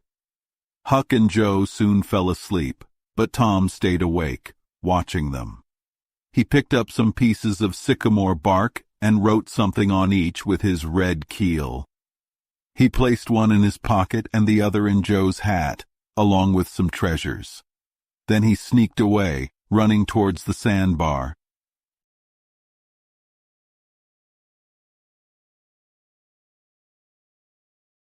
A few minutes later, Tom was in the shallow water of the sandbar, wading toward the Illinois shore. Before the water reached his middle, he was halfway across. The current became too strong for wading, so he started swimming confidently. He swam upstream at an angle but was still swept downstream faster than he expected. However, he finally reached the shore and drifted along until he found a low spot to climb out. He checked his jacket pocket to make sure his piece of bark was safe, then moved through the woods, following the shore with his wet clothes clinging to him. Just before 10 o'clock, Tom emerged from the woods opposite the village and saw the ferry boat lying in the shadow of the trees and high bank. Everything was quiet under the blinking stars. He crept down the bank, watching carefully, slipped into the water, swam a few strokes, and climbed into the small skiff tied to the boat. He lay down under the thwarts and waited, panting. Soon the cracked bell tapped and a voice gave the order to cast off. A minute later, the skiff's head was rising and falling against the boat's swell, and the voyage began.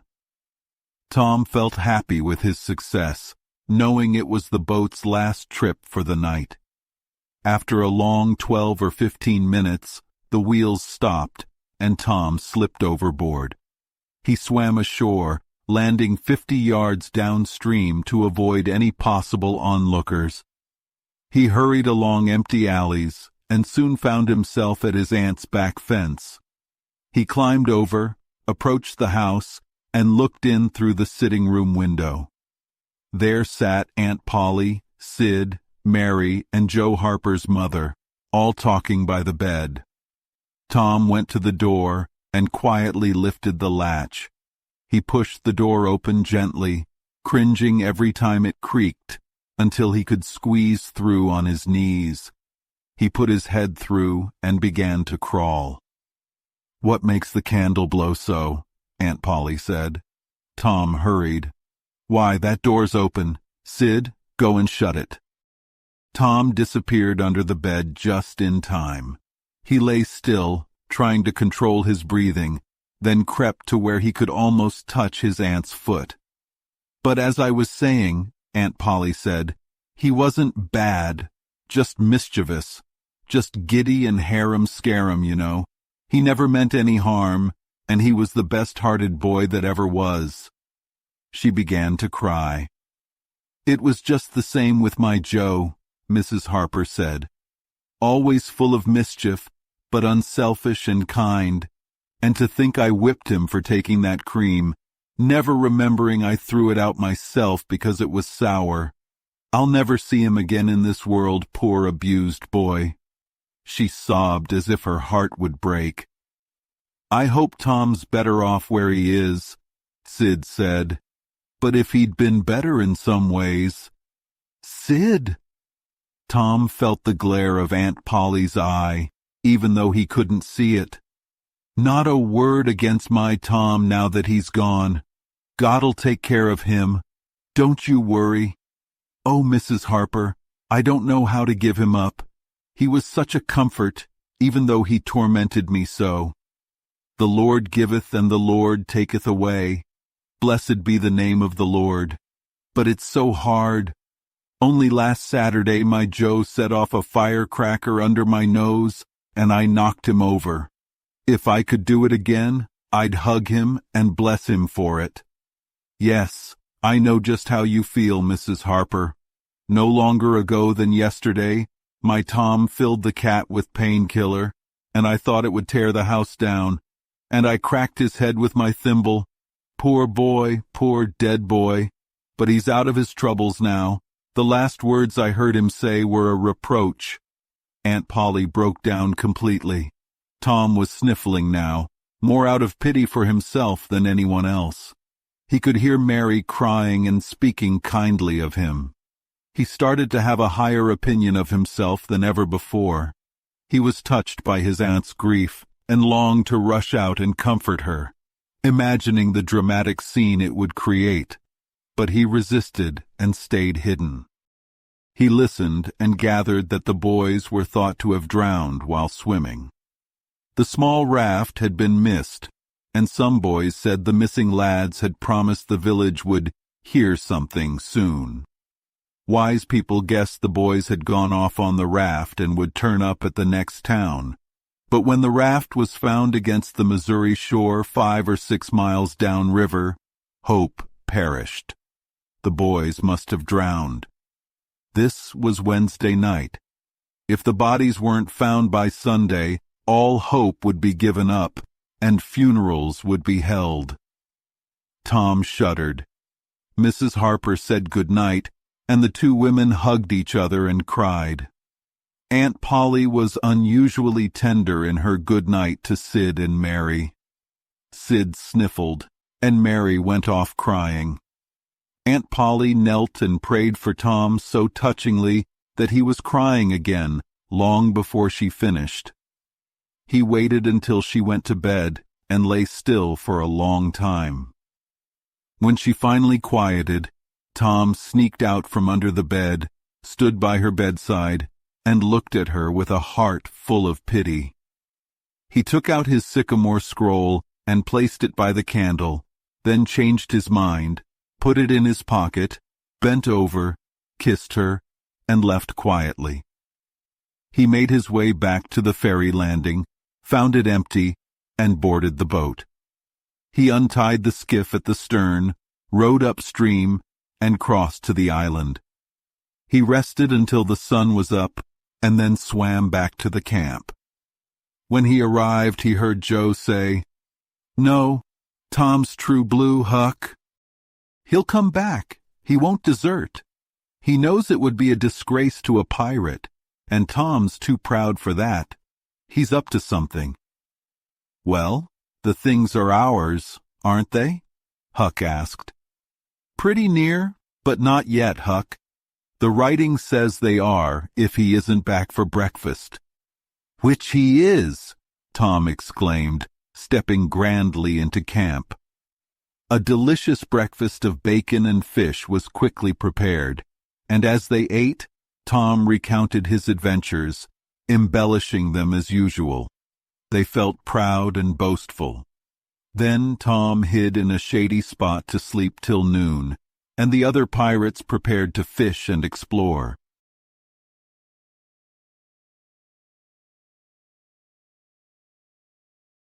After dinner, all the gang went hunting for turtle eggs on the sandbar. They used sticks to poke into the sand and find soft spots. When they found one, they dug with their hands. Sometimes they would take 50 or 60 eggs out of one hole. The eggs were perfectly round white things, a bit smaller than an English walnut. They had a delicious fried egg feast that night and another on Friday morning. After breakfast, they went out on the sandbar, running around and shedding clothes until they were naked. Then they continued their frolic in the shallow water of the bar, playing against the stiff current, which tripped their legs and made the fun even greater. They splashed water in each other's faces, struggling until someone ducked their neighbor, and then they all went under in a tangle of white legs and arms, coming up laughing and gasping for breath. When they were exhausted, they sprawled on the hot sand, covering themselves with it, and then went back to the water to repeat the performance. Finally, they realized their naked skin looked like flesh-colored tights. So they drew a ring in the sand and had a circus, with 3 clowns, as none would give up this proud position. Next, they played marbles, knucks, ring-taw, and keeps until they got bored. Joe and Huck went for another swim, but Tom stayed out because he had lost his string of rattlesnake rattles, which he believed protected him from cramps. He found it eventually, but by then, the other boys were tired and ready to rest. They wandered apart, feeling homesick and staring longingly at the village across the river. Tom found himself writing Becky in the sand with his toe. He erased it, angry at his weakness, but then wrote it again. He finally distracted himself by joining the other boys. Joe was the most homesick, and he could barely stand it. Huck was also sad, and Tom was downhearted, but tried not to show it. He had a secret he wasn't ready to reveal yet. Trying to cheer them up, he said, "I bet there's pirate treasure on this island. We should explore and find it." But this didn't lift their spirits. Joe was gloomy and said, "Oh, boys, let's give it up. I want to go home. It's so lonely." "Oh no, Joe, you'll feel better soon," Tom said. "Think of all the fishing." "I don't care for fishing. I want to go home." "But Joe, this is the best swimming place." "Swimming's no fun if no one tells me I can't. I mean to go home." "Baby, you miss your mother." "Yes, I do, and you would too if you had one. I'm not a baby." Joe sniffled. "Well, we'll let the crybaby go home, won't we, Huck? You like it here, don't you, Huck? We'll stay." Huck said, "Yes," without any enthusiasm. "I'll never speak to you again, Joe," Tom said. Joe began dressing. "Who cares?" Tom continued. "Nobody wants you to stay. Go home and get laughed at. You're a nice pirate. Huck and I will stay. We're not crybabies." But Tom was worried. Joe was determined to leave, and Huck was watching Joe with longing. Huck said, "I want to go too, Tom. It's getting lonely. Let's go home." "I won't. You all can go if you want. I'm staying." "Tom, I better go." "Go then. Who's stopping you?" Huck started packing. "Tom, I wish you'd come too. We'll wait for you." "You'll wait a long time." Huck started to leave, and Tom felt a strong urge to join them but held back. He hoped they'd stop, but they didn't. Finally, he shouted, "Wait, I want to tell you something." They stopped, and Tom unfolded his secret plan. When they understood, they cheered and said it was splendid. They went back to their games, chatting about Tom's plan. After a dinner of eggs and fish, Tom said he wanted to learn to smoke. Joe wanted to try too. Huck made pipes and filled them. They began to puff, gagging a little but determined. Tom said, "If I'd known it was this easy, I'd have learned long ago." "Me too," Joe said.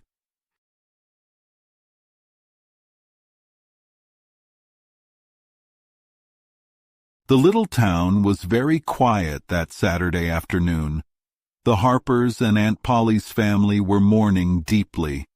The village was usually quiet, but now it was unusually silent. People went about their business with a distant look, speaking little but sighing often. The Saturday holiday felt heavy to the children, who soon abandoned their usual games. In the afternoon, Becky Thatcher wandered sadly around the empty schoolyard. She felt very lonely. She thought to herself, "Oh, if only I had the brass andiron knob again, but I have nothing to remember him by." She choked back a little sob. She stopped and said to herself, "It was right here. Oh, if I could do it over, I wouldn't say that. I wouldn't say it for the whole world. But he's gone now. I'll never see him again." This thought broke her down, and she walked away with tears streaming down her face. A group of Tom and Joe's friends came by and stood looking over the fence, talking in low voices about the last time they saw Tom and Joe. Each one pointed out the exact spot where they stood and recalled something they said, which now seemed like an eerie prophecy. One boy said with pride, "Well, Tom Sawyer licked me once." But this didn't impress the others much, as many had been in the same situation. The group eventually drifted away, still sharing memories of Tom and Joe in hushed voices. The next morning, the church bell began to toll instead of ringing as usual. It was a very still Sunday, and the sad sound seemed fitting. The villagers gathered at the church, talking in whispers about the tragic event. Inside, there was no whispering, only the rustling of dresses as the women took their seats. The church had never been so full. Aunt Polly, Sid, Mary, and the Harpers entered in deep black, and the whole congregation stood until they were seated. Silence fell, broken only by muffled sobs, and then the minister began to pray. A moving hymn was sung, followed by the text, "I am the resurrection and the life." The minister spoke of the lost boy's good qualities, making everyone feel guilty for only seeing their faults before. He shared touching stories about their lives that now seemed noble, though at the time they were seen as mischievous. The congregation grew more emotional, and soon everyone was weeping along with the minister. Suddenly, there was a noise in the gallery, but no one noticed. The church door creaked open, and the minister stood frozen. Eyes followed his gaze, and soon the whole congregation was staring at the three dead boys, Tom, Joe, and Huck, walking up the aisle. They had been hiding in the gallery, listening to their own funeral. Aunt Polly, Mary, and the Harpers rushed to their boys, covering them with kisses and thanksgivings, while Huck stood awkwardly, unsure of what to do. He tried to slip away, but Tom grabbed him, saying, "Aunt Polly, it's not fair. Someone should be glad to see Huck." Aunt Polly hugged Huck, saying, "I'm glad to see him, poor motherless thing." This attention made Huck even more uncomfortable. Suddenly the minister shouted, "Praise God from whom all blessings flow. Sing and put your hearts in it." The congregation sang Old Hundred with such joy that it shook the rafters. Tom, feeling like a hero, looked around at the other kids and thought this was the proudest moment of his life. As the people left the church, they said they would almost be willing to be tricked again to hear Old Hundred sung like that once more. Tom received more hugs and scoldings from Aunt Polly that day than he had in a year. He hardly knew which showed more love and gratitude.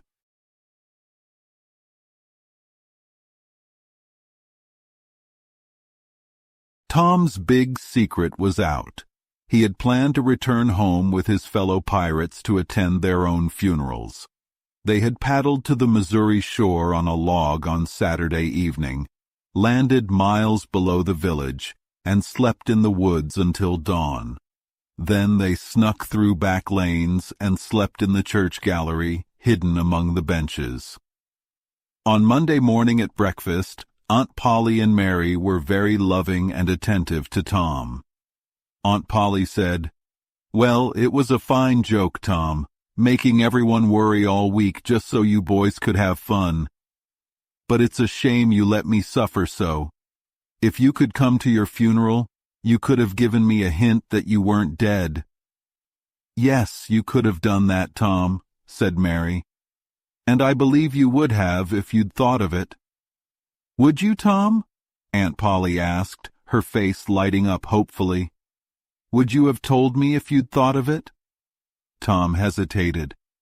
"Well, I don't know. It would have spoiled everything."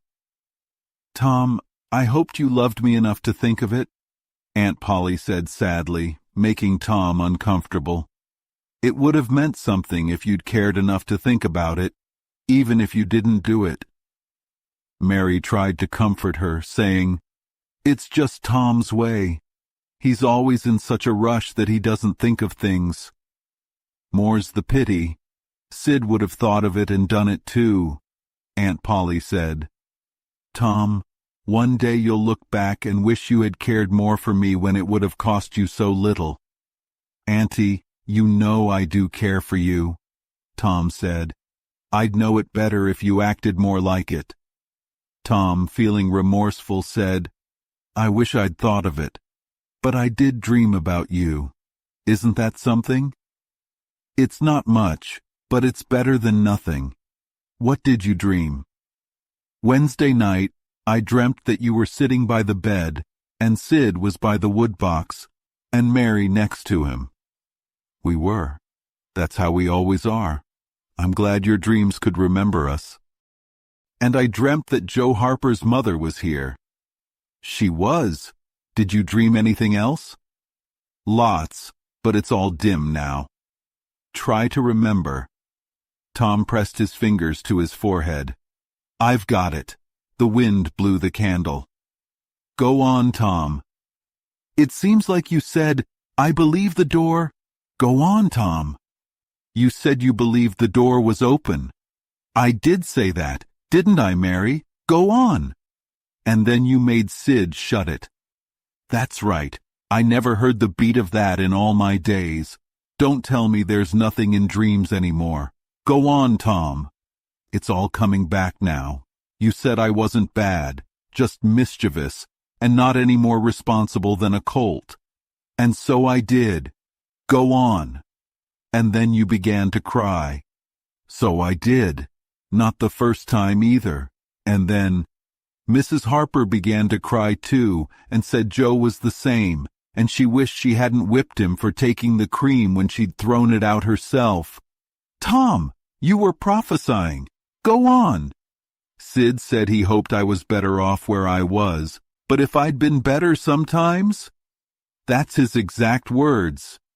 And you shut him up sharp. I sure did. There was an angel there somewhere. And Mrs. Harper told about Joe scaring her with a firecracker, and you told about Peter and the painkiller. That's right. Then there was talk about dragging the river for us and having the funeral on Sunday, and then you and Mrs. Harper hugged and cried, and she left. It happened just like that. Go on, Tom. Then I thought you prayed for me.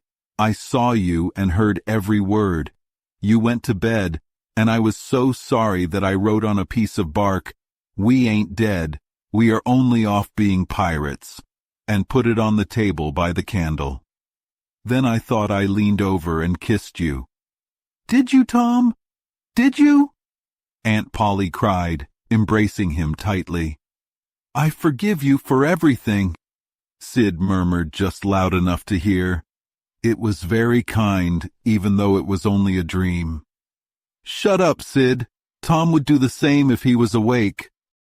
Here's an apple I saved for you, Tom. Now go to school. I'm thankful to God I've got you back. Now go on, all of you. The children left for school, and Aunt Polly went to Mrs. Harper's to share Tom's dream.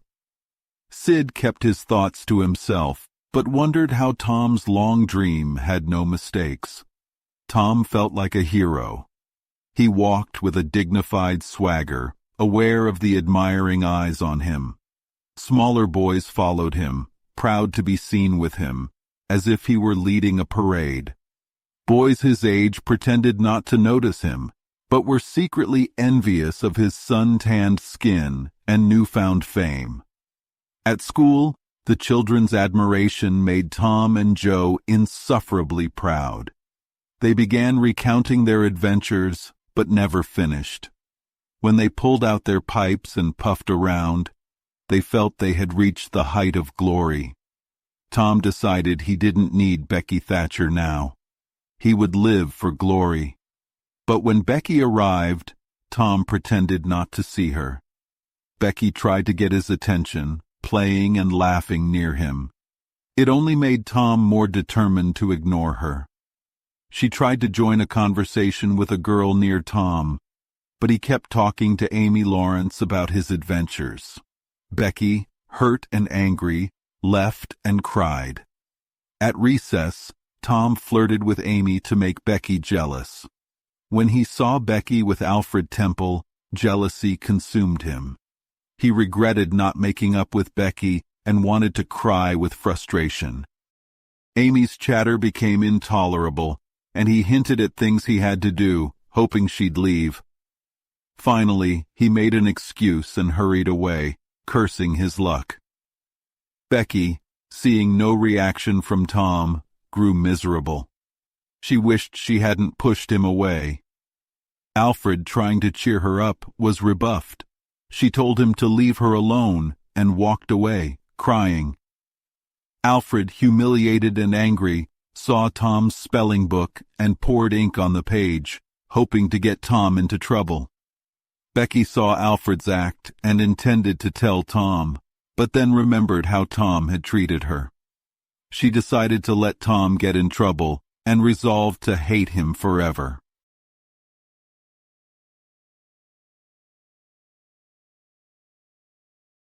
Tom came home in a sad mood, and the first thing his aunt said showed him that he had brought his troubles to the wrong place.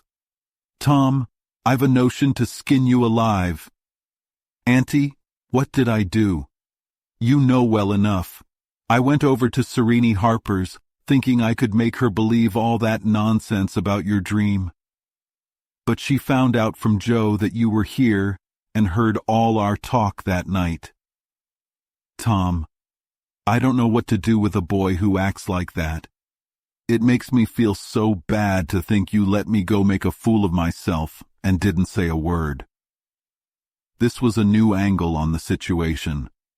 Tom's cleverness that morning had seemed like a good joke before, but now it felt mean and shabby.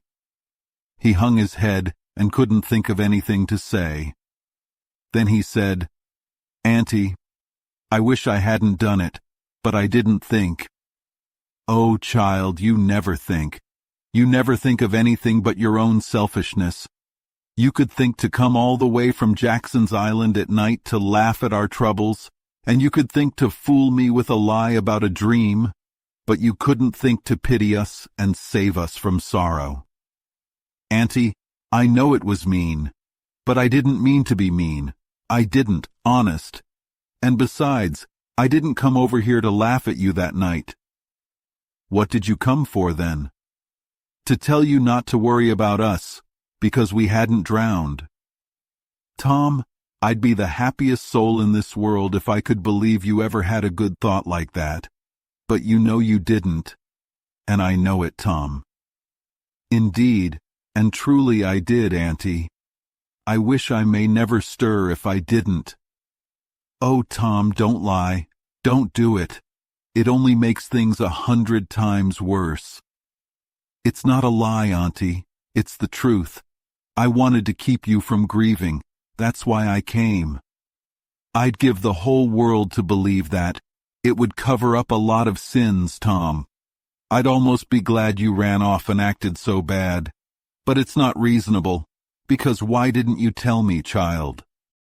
When you started talking about the funeral, I just got all caught up in the idea of us coming and hiding in the church, and I couldn't spoil it. So I put the bark back in my pocket and kept quiet." "What bark?"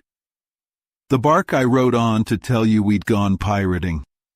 I wish now you'd woken up when I kissed you. I do, honest." The hard lines in his aunt's face relaxed, and a sudden tenderness appeared in her eyes. "Did you kiss me, Tom?" "Yes, I did." "Are you sure you did, Tom?" "Yes, Auntie, certain sure."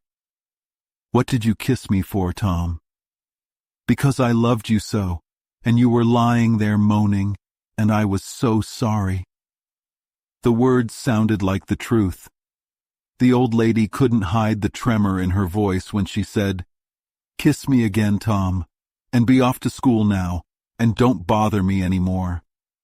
The moment he was gone, she ran to a closet and got out the ruined jacket Tom had worn while pirating. She stopped, holding it, and said to herself, "No, I don't dare. Poor boy, I reckon he's lied about it, but it's a blessed, blessed lie. There's such comfort in it. I know the Lord will forgive him because it was good-hearted of him to tell it. But I don't want to find out it's a lie. I won't look." She put the jacket away and stood by, musing for a minute. Twice she reached out to take the jacket again, and twice she refrained. Once more she ventured, and this time fortified herself with the thought, "It's a good lie. It's a good lie. I won't let it grieve me." So she sought the jacket pocket. A moment later she was reading Tom's piece of bark through flowing tears and saying, "I could forgive the boy now if he'd committed 1,000,000 sins."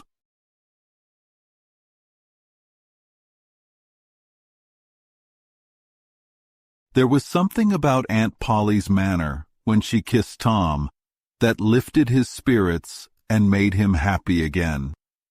He started to school and was lucky to meet Becky Thatcher at the head of Meadow Lane. His mood always determined his manner. Without a moment's hesitation, he ran to her and said, "I acted really mean today, Becky, and I'm so sorry. I won't ever do that again. Please make up, won't you?" The girl stopped and looked him scornfully in the face. "I'll thank you to keep to yourself, Mr. Thomas Sawyer. I'll never speak to you again." She tossed her head and walked away. Tom was so stunned that he didn't even have the presence of mind to say, "Who cares, Miss Smarty?" until the right time had passed. So he said nothing. But he was in a fine rage nevertheless. He moped into the schoolyard, wishing she were a boy so he could fight her. As he wandered around, he saw Becky, and delivered a stinging remark as he passed. She hurled one back, and the angry breach was complete. Becky, in her hot resentment, could hardly wait for school to start. She was so impatient to see Tom punished for the ink-stained spelling book. Any lingering notion of exposing Alfred Temple had been driven away by Tom's offensive remarks. Poor girl, she did not know how fast she was nearing trouble herself. The master, Mr. Dobbins, had reached middle age with an unfulfilled ambition. His dream was to be a doctor, but poverty had forced him to be nothing more than a village schoolmaster. Every day he took out a mysterious book from his desk and absorbed himself in it during times when no classes were reciting. He kept that book under lock and key. Every student was dying to have a glimpse of it, but the chance never came. Every boy and girl had a theory about the nature of that book, but no two theories were alike. As Becky was passing by the desk, she noticed the key was in the lock. It was a precious moment. She glanced around, found herself alone, and in the next instant, she had the book in her hands. The title page, Professor Somebody's Anatomy, meant nothing to her, so she began to turn the pages. She came upon a beautifully engraved and colored frontispiece, a human figure, stark naked. At that moment, a shadow fell on the page. Tom Sawyer stepped in at the door and caught a glimpse of the picture. Becky snatched at the book to close it, and had the bad luck to tear the pictured page down the middle. She thrust the book into the desk, turned the key, and burst into tears of shame and anger. "Tom Sawyer, you are just as mean as you can be, to sneak up on someone and look at what they're looking at. How could I know you were looking at anything? You ought to be ashamed of yourself, Tom Sawyer. You know you're going to tell on me, and oh, what shall I do? What shall I do? I'll be whipped, and I've never been whipped in school." Then she stamped her little foot and said, "Be mean if you want to. I know something that's going to happen. You just wait and see. Hateful, hateful, hateful." And she flung out of the house with a fresh burst of tears. Tom stood still, rather flustered by this attack. Presently he said to himself, "What a curious kind of fool a girl is. Never been whipped in school? Shucks! What's a whipping? That's just like a girl. They're so thin-skinned and chicken-hearted. Well, of course I ain't going to tell old Dobbins on this little fool, because there's other ways of getting even on her that ain't so mean. But what of it? Old Dobbins will ask who tore his book. Nobody will answer. Then he'll do just what he always does, ask one by one, and when he comes to the right girl, he'll know without anyone telling. Girls' faces always tell on them. They ain't got any backbone. She'll get whipped. Well, it's a tight place for Becky Thatcher, because there ain't any way out of it. Tom joined the crowd of skylarking students outside. In a few moments, the master arrived and school began. Tom didn't feel much interest in his studies. Every time he glanced at the girls' side of the room, Becky's face troubled him. Despite everything, he didn't want to pity her, yet he couldn't help it. He couldn't muster any real satisfaction. When the spelling book incident was discovered, Tom's mind was full of his own troubles. Becky showed interest in the proceedings, not expecting that Tom could escape by denying he spilled the ink on the book himself. And she was right. The denial only made things worse for Tom. Becky tried to convince herself she was glad, but she wasn't sure. When things got really bad, she had an impulse to confess about Alfred Temple but held back, thinking Tom would tell on her for tearing the picture. She wouldn't say a word, not even to save him. Tom took his punishment and returned to his seat, not too heartbroken, thinking he might have accidentally spilled the ink during some fun. He had denied it out of habit and principle. An hour passed. The master nodded off. By and by, Mr. Dobbins straightened up, yawned, unlocked his desk, and reached for his book, hesitating. Most students glanced up, but 2 watched intently. Mr. Dobbins fingered his book absently, then took it out and settled in to read. Tom saw Becky's face turn pale with terror. He forgot their quarrel. Quick, something must be done. He had an idea: run, snatch the book, and flee. But he hesitated a moment too long. The master opened the book. Tom missed his chance. The master turned to face the class. Every eye dropped. The silence was palpable. Who tore this book? No sound. One could hear a pin drop. The master's eyes scanned the room.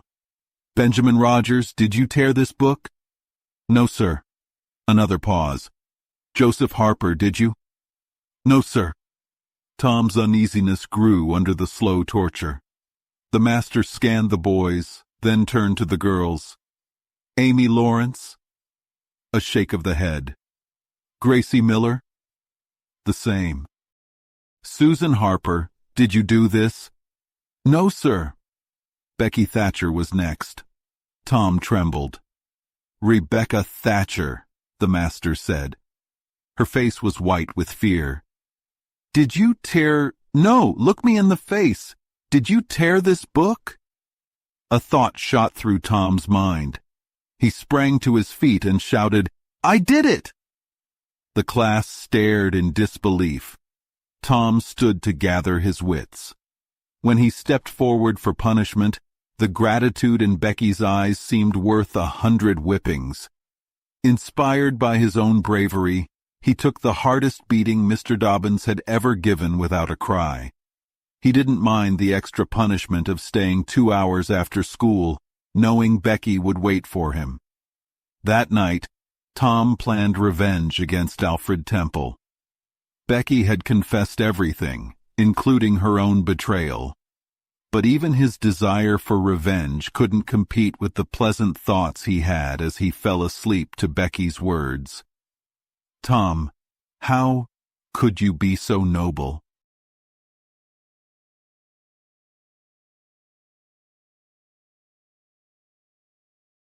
Vacation was approaching. The schoolmaster, always strict, became even stricter as he prepared for examination day. He wanted the school to do well, so he used his rod and ferule frequently, especially on the younger pupils. Only the biggest boys and the young ladies escaped his punishments. Mr. Dobbins was strong, even though he was middle-aged and bald under his wig. As the big day got closer, he seemed to take pleasure in punishing the smallest mistakes. The younger boys spent their days in fear and their nights plotting revenge. They tried various tricks to upset the master, but he always came out ahead, punishing them severely each time. Finally, they devised a plan that promised a spectacular victory. They included the sign painter's boy, who also disliked the master because he boarded at his house and had often punished him. The master's wife would be away visiting, so there would be no interference. The sign painter's boy promised to execute the plan while the master was napping in his chair on examination evening, then wake him up and send him to school. The big night arrived. At 8 in the evening, the schoolhouse was brightly lit and decorated with flowers and foliage. The master sat in his large chair on a raised platform, looking a bit tipsy. 3 rows of benches on each side and 6 rows in front were filled with the town's dignitaries and parents. To the left, a temporary platform held the students who would participate in the evening's activities. Small boys, uncomfortable in their clean clothes, gawky big boys, and girls and young ladies in their finest dresses, self-conscious about their bare arms and borrowed jewelry. The rest of the schoolhouse was filled with other students. The exercises began with a very little boy who recited, "You'd scarce expect one of my age to speak in public on the stage," etc., with stiff, jerky movements. He got through it, though scared, and received applause. A little girl lisped, "Mary had a little lamb," curtsied, and was applauded, feeling happy. Tom Sawyer then stepped forward confidently to deliver, "Give me liberty or give me death," but he broke down halfway through. A terrible stage fright seized him, and he could hardly speak. The master frowned, making things worse. Tom struggled, then gave up and left the stage, feeling defeated. There was a weak attempt at applause, but it quickly died out. The boy stood on the burning deck, and other recitations followed. Then came reading exercises and a spelling contest. The small Latin class performed well. Finally, it was time for the highlight of the evening, original compositions by the young ladies. Each girl stepped forward in turn, cleared her throat, and read her manuscript, tied with a pretty ribbon, with great care for expression and punctuation. The topics were familiar: friendship, memories of other days, religion in history, dreamland, the advantages of culture, forms of political government compared and contrasted, melancholy, filial love, heart longings, etc. The compositions were marked by a melancholy tone, an overuse of fine language, and a moral sermon at the end, regardless of the topic. This tradition, insincere as it was, persisted and likely would continue indefinitely. The first composition was titled, "Is This Then Life?" An excerpt follows. In the common walks of life, with what delightful emotions does the youthful mind look forward to some anticipated scene of festivity. Imagination is busy sketching rose-tinted pictures of joy. In fancy, the voluptuous votary of fashion sees herself amid the festive throng, the observed of all observers.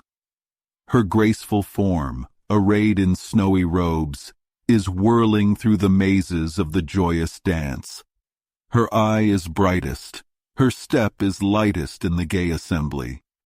In such delicious fancies time quickly glides by, and the welcome hour arrives for her entrance into the Elysian world, of which she has had such bright dreams. How fairy-like does everything appear to her enchanted vision! Each new scene is more charming than the last. But after a while she finds that beneath this goodly exterior all is vanity. The flattery which once charmed her soul now grates harshly upon her ear.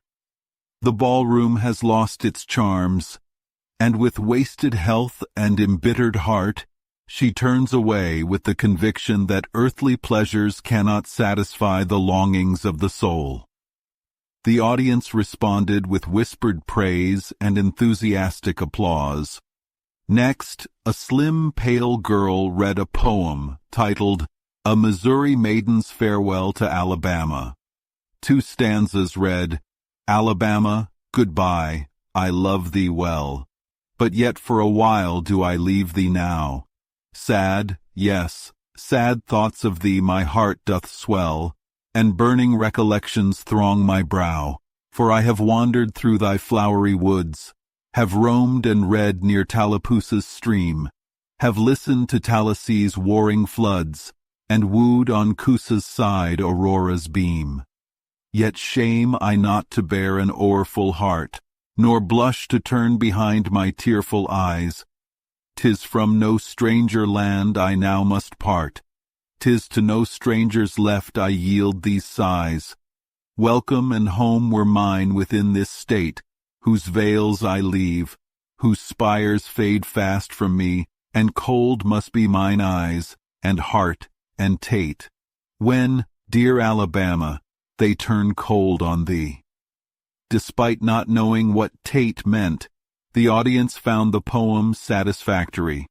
A dark-complexioned, black-eyed girl then read a solemn piece titled A Vision, filled with dramatic descriptions of a stormy night. The composition ended with a sermon that won her the first prize. The mayor praised her work, comparing it to Daniel Webster's eloquence. Next, the master, now quite mellow, set aside his chair and began to draw a map of America on the blackboard for a geography exercise. His unsteady hand made a mess of it, causing tittering in the audience. He tried to fix it, but only made it worse. Meanwhile, a cat, tied with a rag to keep it from meowing, was being lowered from the garret above by a string. As it neared the master's head, it grabbed his wig and was swiftly pulled back into the garret. The sign painter's boy had gilded the master's bald head, causing the audience to erupt in laughter. The meeting broke up in chaos, and the boys were finally avenged. Vacation had come.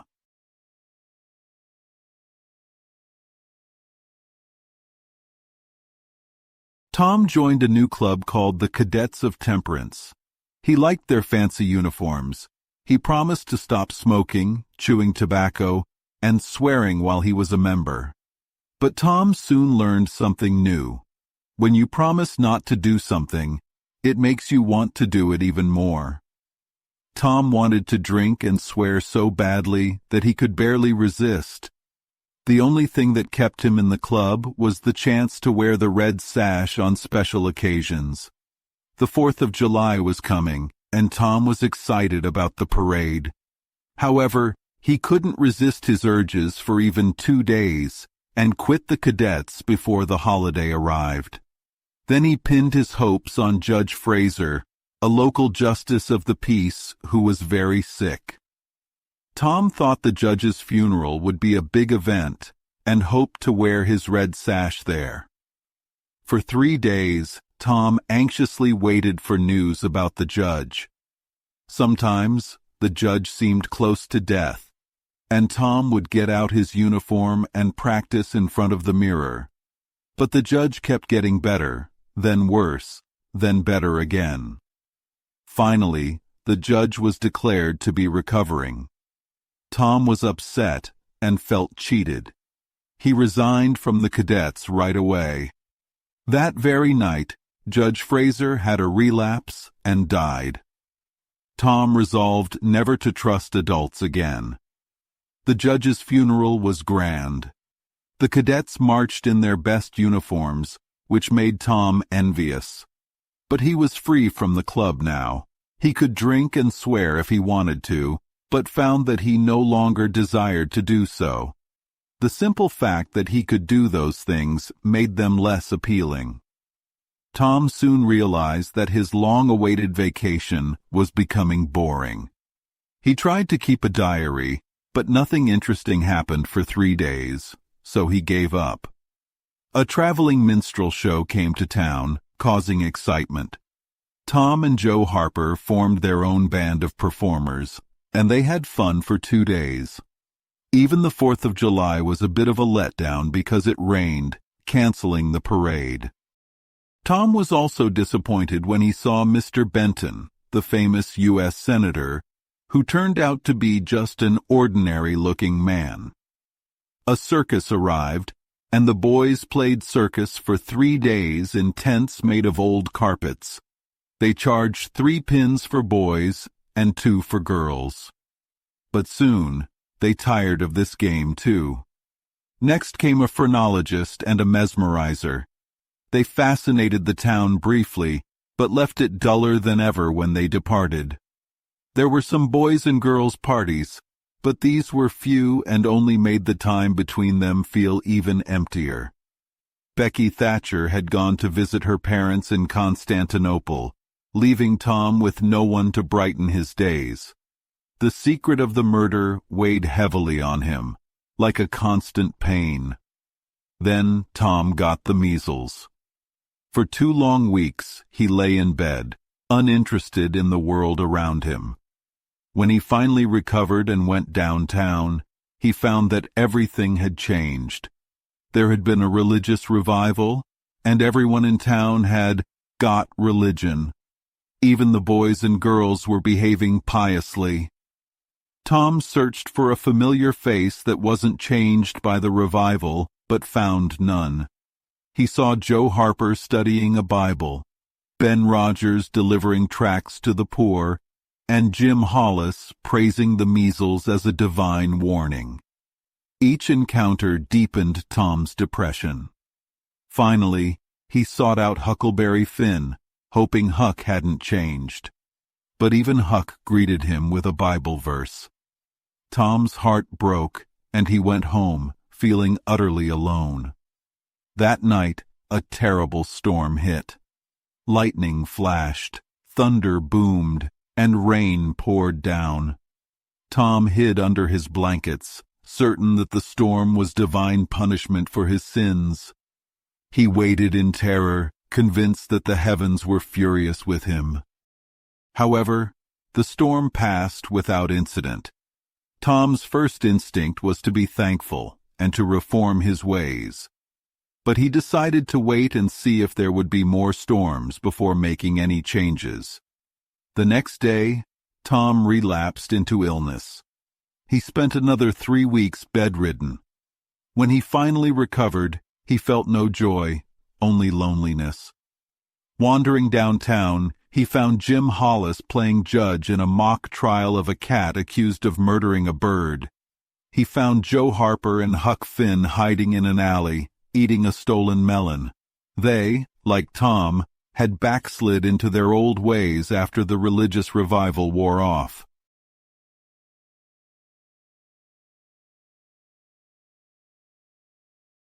Finally, something exciting happened in the sleepy town. The murder trial began, and it became the main topic everyone talked about. Tom couldn't escape it. Every time someone mentioned the murder, Tom felt a shiver of fear. He worried that people might suspect he knew something. He was constantly on edge. Tom needed to talk to someone about his fears, so he took Huck to a quiet place to have a chat. He wanted to make sure Huck hadn't told anyone their secret. "Huck, have you ever told anybody about that night?" Tom asked. "About what?" Huck replied. "You know what?" Tom said. "Oh, of course not," Huck answered. Never a word. Never? Tom pressed. Never, so help me. Why are you asking? I was just scared, Tom admitted. Tom, if anyone found out, we wouldn't be alive for 2 days, Huck said seriously. You know that. Tom felt a bit better. After a pause, he asked, Huck, nobody could make you tell, could they? Make me tell? No way. I wouldn't want that half-breed devil to drown me. Okay, good. But let's swear again, just to be sure, Tom suggested. I'm in, Huck agreed. So they swore again, with solemn promises. What are people saying about the trial? Tom asked. All they talk about is Muff Potter. It makes me want to hide, Huck said. Same here. I feel sorry for him sometimes, Tom admitted. Me too. He's never hurt anyone, just fishes and gets drunk. He's been nice to me, Huck said. He's helped me too. I wish we could help him, Tom said. We can't get him out of jail, Tom, and even if we did, they'd catch him again, Huck said. Yeah, you're right, but it's hard hearing people talk bad about him, Tom said. They call him the worst villain and wonder why he wasn't hanged before, Huck said. They'd lynch him if he got out, Tom agreed. The boys talked for a long time, but it didn't make them feel any better. As it got dark, they found themselves near the jail, hoping for some miracle to save Muff Potter. But nothing happened. The boys went to the jail window and gave Potter some tobacco and matches. He was on the ground floor, with no guards around. Potter was grateful for their gifts. His gratitude made the boys feel even guiltier. He said, You boys have been good to me. I don't forget it. I used to help all the kids, and now you're helping me. I did a terrible thing when I was drunk and crazy, and now I have to pay for it. But you boys don't get drunk, or you might end up like me. Thanks for being here. It's good to see friendly faces. Tom went home feeling miserable, and his dreams were full of nightmares. The next day, he hung around the courthouse, wanting to go in but too scared. Huck felt the same way. They avoided each other, but both kept coming back to the courthouse. Tom listened to the news coming from the courtroom. Things looked bad for Muff Potter. Injun Joe's testimony was solid, and everyone expected the jury to find Potter guilty. Tom was out late that night and came to bed very excited. He couldn't sleep for hours. The next morning, the courthouse was packed. Everyone wanted to see the trial's conclusion. The jury came in, and Potter, looking hopeless, was brought in with chains. Injun Joe sat calmly, as usual. The trial began. Witnesses testified against Potter, but his lawyer didn't ask any questions. The audience grew restless, thinking the lawyer wasn't even trying to save Potter. Finally, the prosecution rested its case. Potter's lawyer stood up and said, We plan to argue that our client was not in his right mind due to drunkenness, but we've changed our minds. Call Thomas Sawyer. Everyone was surprised. Tom nervously took the stand. The judge asked him where he was on the night of the murder. In the graveyard, Tom said. Were you near Horse Williams's grave? The judge asked. Yes, sir, Tom replied. Were you hidden? The judge continued. Yes, sir, Tom answered. Tom told the whole story, starting slowly but gaining confidence. The audience listened intently. When Tom described Injun Joe attacking the doctor, the tension reached its peak. Suddenly, Injun Joe leapt through a window and escaped. The courtroom erupted in chaos as everyone tried to process what had just happened.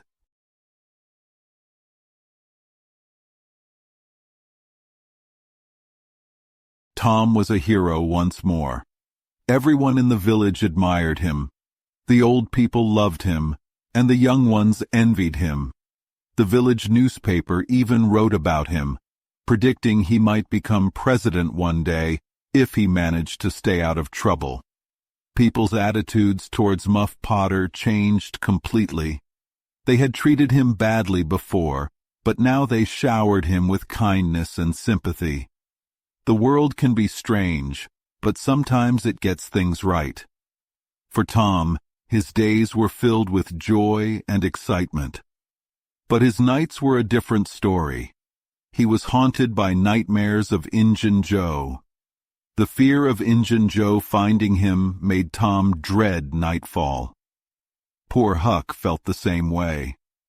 Tom had told the whole story to the lawyer before the trial, and Huck worried that his part in the secret might still come out, even though Injun Joe's escape had spared him from testifying. Huck had made the lawyer promise to keep the secret, but that didn't comfort him much. If Tom had been driven by his guilty conscience to tell the lawyer, Huck couldn't trust that the secret would stay safe. Every day, Muff Potter's gratitude made Tom feel glad he had spoken up. But every night, Tom wished he had kept silent. Tom was torn. He feared Injun Joe would never be caught, but he also feared what would happen if he was. Tom felt he could never be truly safe until Injun Joe was dead and he had seen the body himself. Rewards were offered, and the countryside was searched, but no one found Injun Joe. A detective from St. Louis came to investigate. He looked around, acted wise, and found a clue. But you can't arrest a clue for murder. After the detective left, Tom felt just as afraid as before. Time passed slowly, and with each day, Tom's fear eased just a little bit.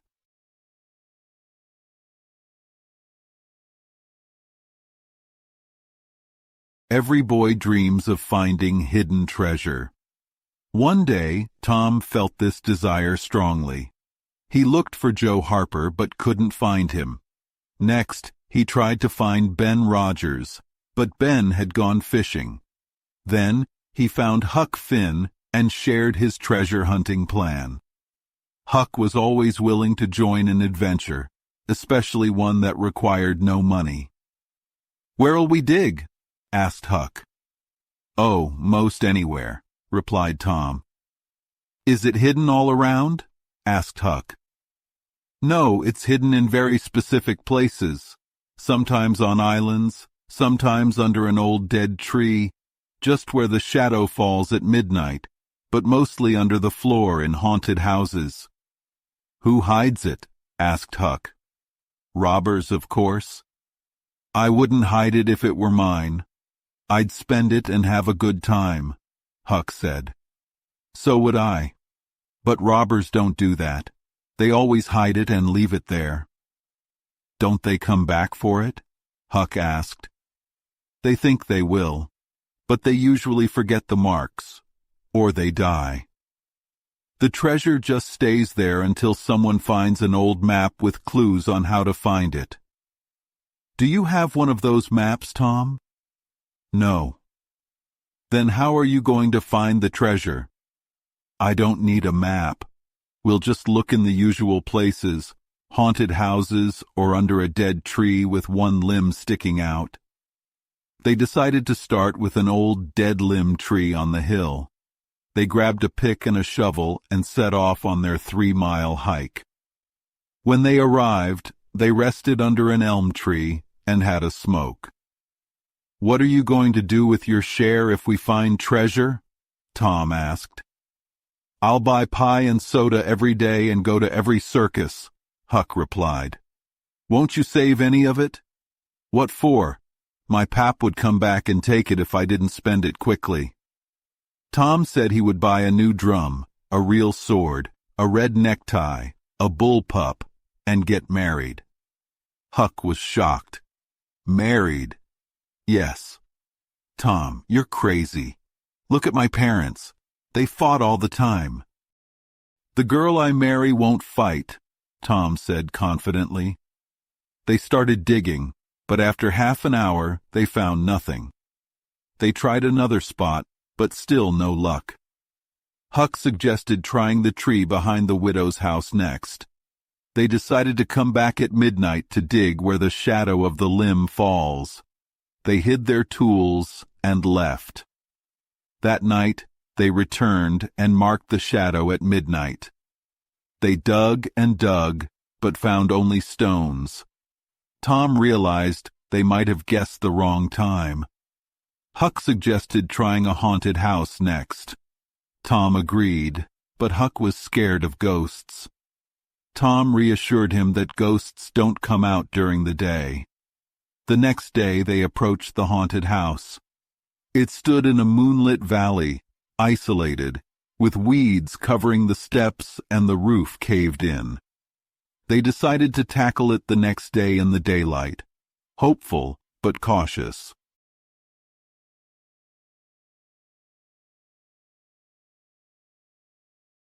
About noon the next day, the boys arrived at the dead tree to get their tools. Tom was eager to go to the haunted house.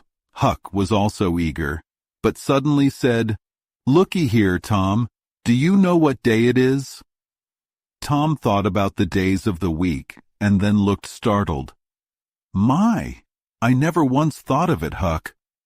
"Well, I didn't neither, but it just hit me that today is Friday." "Blame it. A body can't be too careful, Huck. We might have got into an awful scrape, tackling such a thing on a Friday." "Might? Better say we would. There's some lucky days, maybe, but Friday ain't." "Any fool knows that. I don't reckon you was the first that found it out, Huck."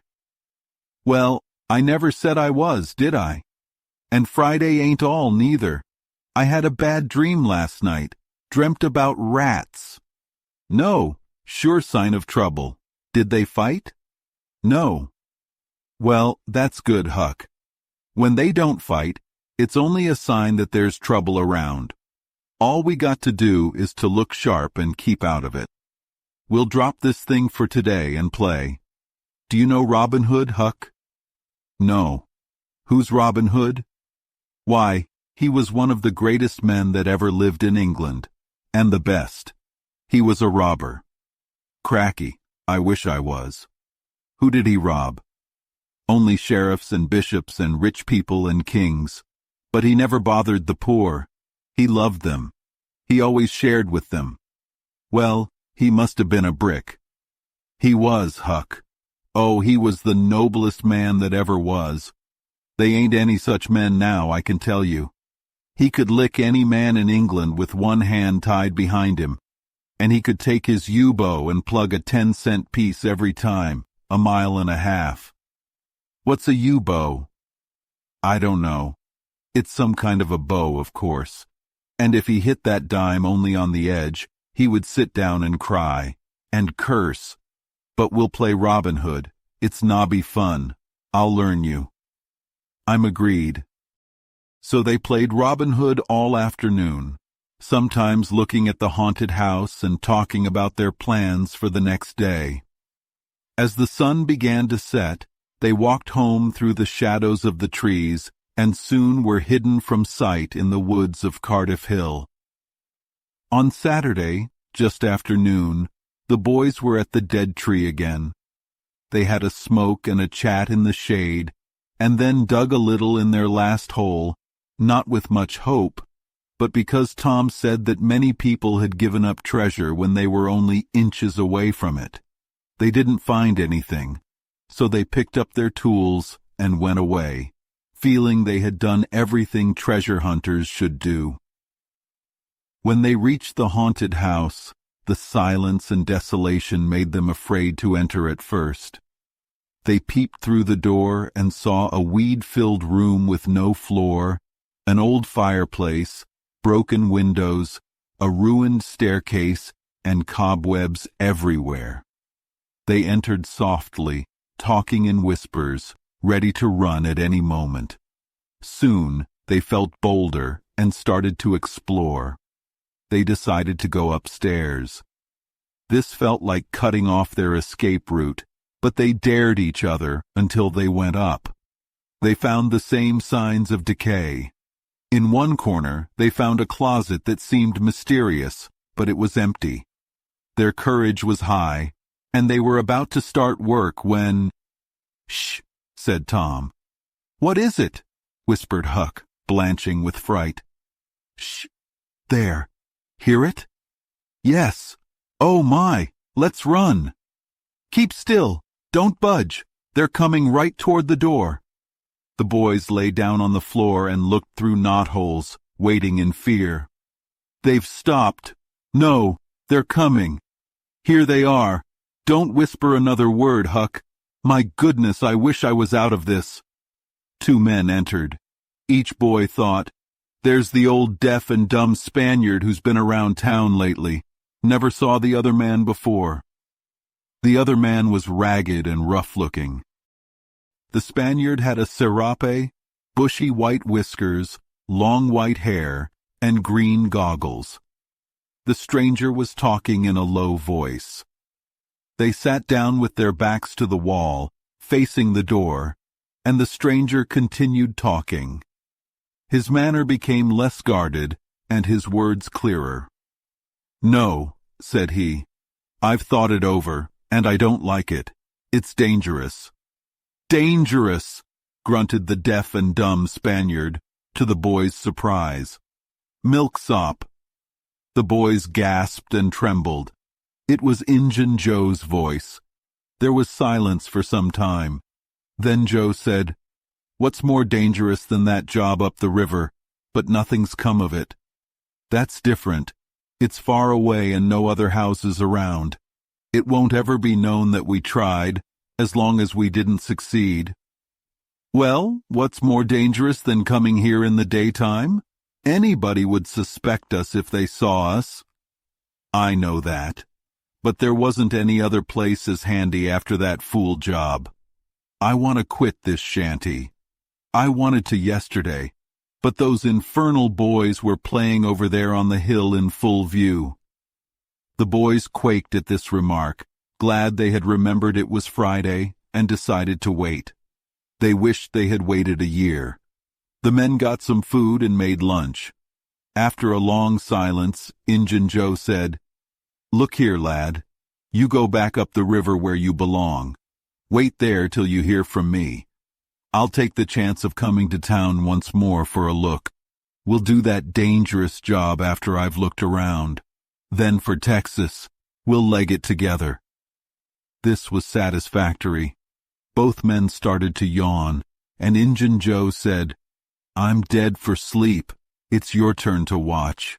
He lay down in the weeds and soon began to snore. His comrades stirred him once or twice, and he became quiet. Presently, the watcher began to nod. His head drooped lower and lower, and both men began to snore. The boys drew a long, grateful breath. Tom whispered, "Now's our chance. Come." Huck said, "I can't. I'd die if they wake." Tom urged, but Huck held back. At last, Tom rose slowly and started alone. But the first step he took made such a loud creak that he sank down in fright. He never tried again. The boys lay there, counting the dragging moments, grateful to see the sun setting. One snore stopped. Injun Joe sat up, stared around, smiled grimly at his comrade, who was dozing, stirred him up with his foot, and said, "Here, you're a watchman, ain't you?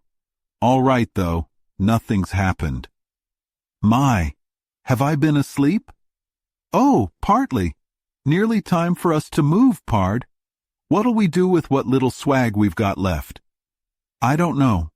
Leave it here as always, I reckon. No use to take it away till we start south.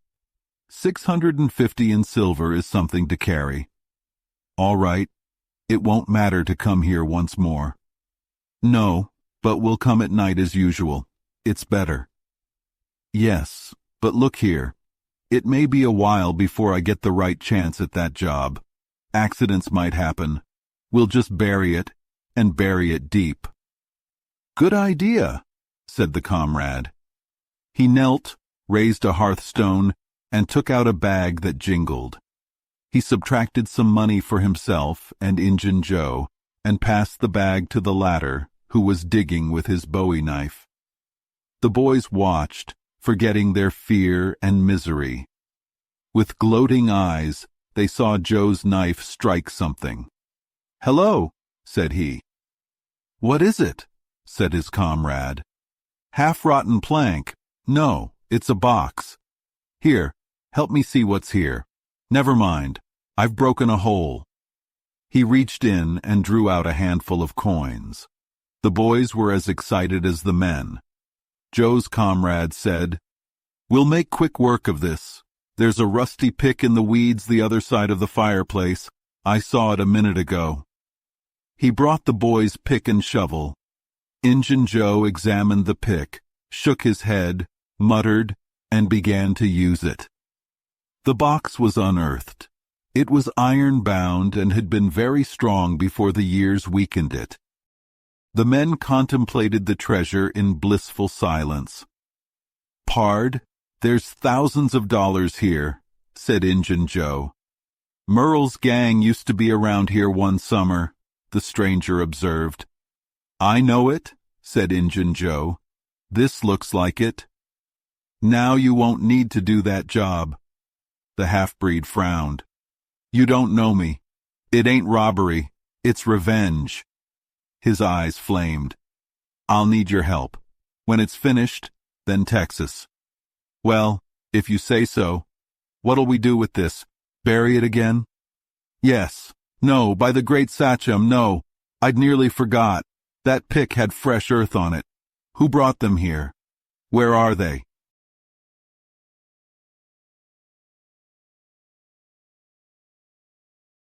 The adventure of the previous day haunted Tom's dreams all night. 4 times he had his hands on the rich treasure, and 4 times it slipped away, leaving him with nothing but the cold reality of his misfortune. When he woke up in the early morning, the events of the day before seemed distant, like a dream. Then he thought maybe it was a dream. The amount of money he'd seen was too vast to be real. He had never seen as much as $50 in one place before. Like all boys his age and from his background, he thought any mention of hundreds or thousands was just talk. He couldn't believe that such sums of money actually existed. If his ideas of hidden treasure had been analyzed, they would have turned out to be a few real coins and a bushel of imaginary grand dollars. But the more he thought about the events, the clearer they became. Soon, he started to believe that maybe it wasn't a dream after all. He had to find out for sure. He decided to have a quick breakfast and go find Huck. He found Huck sitting on the edge of a flatboat, looking very sad and dangling his feet in the water. Tom decided to let Huck bring up the topic. If he didn't, then Tom would know it had been a dream. "Hello, Huck." "Hello yourself." Silence for a minute. "Tom, if we'd left the blame tools at the dead tree, we'd have got the money. Oh, ain't it awful?" "It ain't a dream then. It ain't a dream. Somehow I almost wish it was. Dogged if I don't, Huck." "What ain't a dream?" "Oh, that thing yesterday. I've been half thinking it was." "Dream. If them stairs hadn't broken down, you'd have seen how much of a dream it was. I've had dreams enough all night, with that patch-eyed Spanish devil chasing me all through 'em. Rot him." "No, not rot him. Find him. Track the money." "Tom, we'll never find him. A feller don't get more than one chance for such a pile, and that one's lost. I'd feel mighty shaky if I was to see him anyway." "Well, so'd I, but I'd like to see him anyway, and track him out to his number 2. "Number 2. Yeah, that's it. I've been thinking about that. But I can't make nothing out of it. What do you reckon it is?" "I don't know. It's too deep." Say, Huck, maybe it's the number of a house. Goody. No, Tom, that ain't it. If it is, it ain't in this one-horse town. They ain't no numbers here. Well, that's true. Let me think a minute. Here, it's the number of a room. In a tavern, you know. Oh, that's the trick. There are only 2 taverns. We can find out quick. You stay here, Huck, till I come back. Tom was off at once. He didn't want to have Huck with him in public places. He was gone for half an hour. When he came back, he had found out that in the best tavern, number 2 was occupied by a young lawyer. In the less fancy tavern, number 2 was a mystery. The tavern keeper's son said it was always locked, and he never saw anyone go in or come out except at night. He didn't know why, and had imagined that the room was haunted. He had seen a light in there the night before. That's what I've found out, Huck. I reckon that's the very number 2 we're after. I reckon it is, Tom. Now what are you going to do? Let me think. Tom thought for a long time. Then he said, I'll tell you. The back door of that number 2 is the one that comes out into that little alley between the tavern and the old brick store. Now you get all the door keys you can find, and I'll get all of Aunt Polly's keys. The first dark night, we'll go there and try them. And keep a lookout for Injun Joe, because he said he'd drop into town and spy around for a chance to get his revenge. If you see him, follow him. If he doesn't go to that number 2, then it's not the place. Lordy, I don't want to follow him by myself. Why, it'll be night. He might not see you, and if he does, maybe he won't think anything of it. Well, if it's pretty dark, I reckon I'll track him. I don't know. I'll try. You bet I'll follow him if it's dark, Huck. Why, he might have found out he can't get his revenge and be going after that money. It's so, Tom, it's so. I'll follow him. I will, by jingoes. Now you're talking. Don't you ever weaken, Huck, and I won't. The boys felt better after making this plan. They felt they had some control over their situation and some hope of finding the treasure.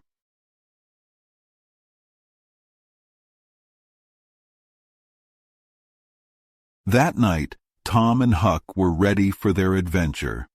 They hung around the tavern, one watching the alley and the other watching the tavern door. Nobody resembling the Spaniard entered or left the tavern door, and nobody went into the alley. The night was clear, so Tom went home, telling Huck to come and meow if the night became dark enough for them to try the keys. But the night remained clear, and Huck went to bed in an empty sugar hogshead around midnight. Tuesday, Wednesday, and Thursday nights brought the same bad luck, but Thursday night seemed promising. Tom sneaked out with Aunt Polly's old tin lantern and a towel to cover it. He hid the lantern in Huck's sugar hogshead, and the watch began. By midnight, the tavern closed, and its lights went out. No Spaniard had been seen. Everything was perfect. It was pitch dark, and the only sounds were distant thunder. Tom got his lantern, lit it in the hogshead, and wrapped it in the towel. He and Huck crept towards the tavern. Huck stood guard while Tom went into the alley. Huck anxiously waited, feeling like a mountain was weighing on him. He wished he could see a flash from the lantern. It would scare him, but at least he'd know Tom was alive. It felt like hours since Tom disappeared. Maybe he fainted or died from terror. Huck found himself creeping closer to the alley, scared of what might happen. Suddenly, there was a flash of light, and Tom came running, yelling, "Run! Run for your life!" Huck didn't need to be told twice. He was already running as fast as he could. They didn't stop until they reached an old, abandoned shed at the end of the village. Just as they got inside, the storm broke and the rain poured down. When Tom caught his breath, He said, "Huck, it was awful. I tried 2 of the keys, but they made so much noise. I couldn't breathe, I was so scared. They didn't fit. Then, without thinking, I grabbed the knob and the door opened. It wasn't locked. I went in and took off the towel, and great Caesar's ghost." "What? What did you see, Tom?" "Huck, I almost stepped on Injun Joe's hand." "No." "Yes. He was lying there, sound asleep on the floor with his old patch on his eye and his arms spread out." "Lordy, what did you do? Did he wake up?" "No, he didn't budge. He was drunk, I reckon. I just grabbed the towel and ran." "I wouldn't have thought of the towel." "Well, I did. Aunt Polly would make me mighty sick if I lost it." "Tom, did you see that box?" "Huck, I didn't wait to look around. I didn't see the box or the cross. I only saw a bottle and a tin cup on the floor by Injun Joe. There were 2 barrels and lots more bottles in the room. Don't you see now what's the matter with that haunted room?" "How?" "It's haunted with whiskey. Maybe all the temperance taverns have a haunted room. Hey, Huck?" "Well, I reckon maybe that's so. Who'd have thought of that? But, Tom, now's a good time to get that box if Injun Joe's drunk." "It is. You try it." Huck shuddered. "Well, no, I reckon not." "And I reckon not, Huck. 1 bottle beside Injun Joe isn't enough. If there were 3, he'd be drunk enough, and I'd do it." They reflected in silence, and then Tom said, "Huck, let's not try this again until we know Injun Joe's not there. It's too scary. If we watch every night, we'll see him leave sometime, and then we'll snatch the box. I'll watch all night, every night, if you'll do the other part." "All right. If you see something, just come and meow. If I'm asleep, throw gravel at the window." "Agreed. Good as wheat. The storm's over. I'll go home. It'll be daylight soon. You go back and watch?" "I will, Tom. I'll haunt that tavern every night for a year. I'll sleep all day and stand watch all night." "That's good. Where will you sleep?" "In Ben Rogers' hayloft. He lets me, and so does his pap's black man, Uncle Jake. I tote water for Uncle Jake, and he gives me something to eat if he can spare it. He's a mighty good man, Tom. He likes me because I don't act like I'm above him. Sometimes I eat with him, but you needn't tell that. A body's got to do things when he's hungry he wouldn't do otherwise. I won't bother you in the daytime. Anytime you see something at night, just come and meow."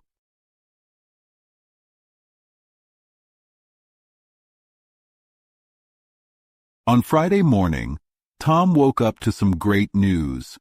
Judge Thatcher's family had returned to town the night before. For a moment, Tom forgot about Injun Joe and the treasure. Becky Thatcher was back, and that was all that mattered to him. Tom saw Becky, and they played games like Hispy and Gully Keeper with their friends. The day got even better when Becky asked her mom if they could finally have the picnic that had been promised for so long. Her mom agreed. Becky was thrilled, and Tom was just as excited. They sent out invitations before sunset, and soon all the kids in the village were preparing for the picnic. Tom stayed up late, hoping Huck would signal him about the treasure, but no signal came that night. The next morning, around 10 or 11 o'clock, a lively group of kids gathered at Judge Thatcher's house, ready to go. Older people usually didn't join these picnics, thinking the kids were safe enough with some young ladies and gentlemen. They rented an old ferry boat for the event. Everyone walked through the main street, carrying baskets of food.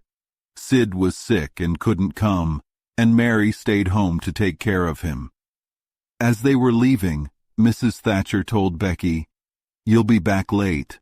Maybe you should stay the night with one of your friends near the ferry landing." "Then I'll stay with Susie Harper, Mom," Becky replied. All right, be good and don't cause any trouble, her mom said. As they walked, Tom had an idea. Hey, Becky, let's go to Widow Douglas's house instead. She has ice cream, lots of it. She'll be happy to see us. That sounds fun, Becky said, but then hesitated. What will Mom say? She won't know. What's the harm? Tom convinced her. Becky agreed, and they decided not to tell anyone about their plan. Tom then remembered that Huck might come that night to signal about the treasure. This thought dampened his excitement a bit. But he reasoned that the signal didn't come the night before, so it probably wouldn't come tonight either. He decided to enjoy the picnic and not think about the treasure for the day. 3 miles downriver, the ferry boat stopped, and the kids ran into the woods, shouting and laughing. They played until they were tired, and then gathered to eat the food they had brought. After eating, they rested under the trees. Someone then shouted, "Who's ready for the cave?" Everyone was. They grabbed candles and rushed up the hill to the cave. The cave entrance was shaped like a big letter A and had a heavy wooden door. Inside it was cold and dark. The kids lit their candles and started exploring. The cave was a maze of narrow passages, some leading nowhere. It was said that one could get lost in there for days. Tom led the group along the main path, and soon they were splitting off into smaller groups, trying to surprise each other in the dark corridors. After a while, they all returned to the cave entrance, tired but happy. They had lost track of time, and it was almost night. The ferry boat took them back to town, and Huck saw its lights as it passed the wharf. He wondered why it didn't stop, but quickly refocused on his task. It was dark, and the village was quiet. Huck waited and waited, almost giving up, when he heard a noise. 2 men came out, and one was carrying something. Huck guessed it was the treasure box. He decided to follow them quietly. The men walked up the river street, turned onto a cross street, and then took a path up Cardiff Hill. They passed the Welshman's house and continued up. Huck followed closely.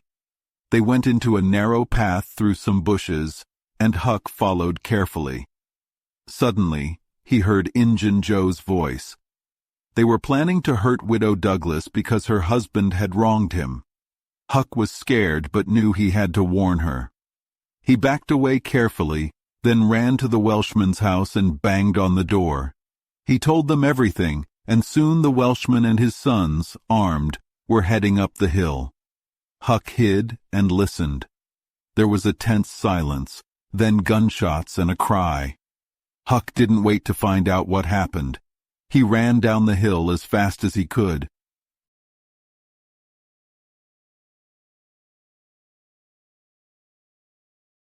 As the first light of dawn appeared on Sunday morning, Huck came quietly up the hill and knocked softly on the Welshman's door.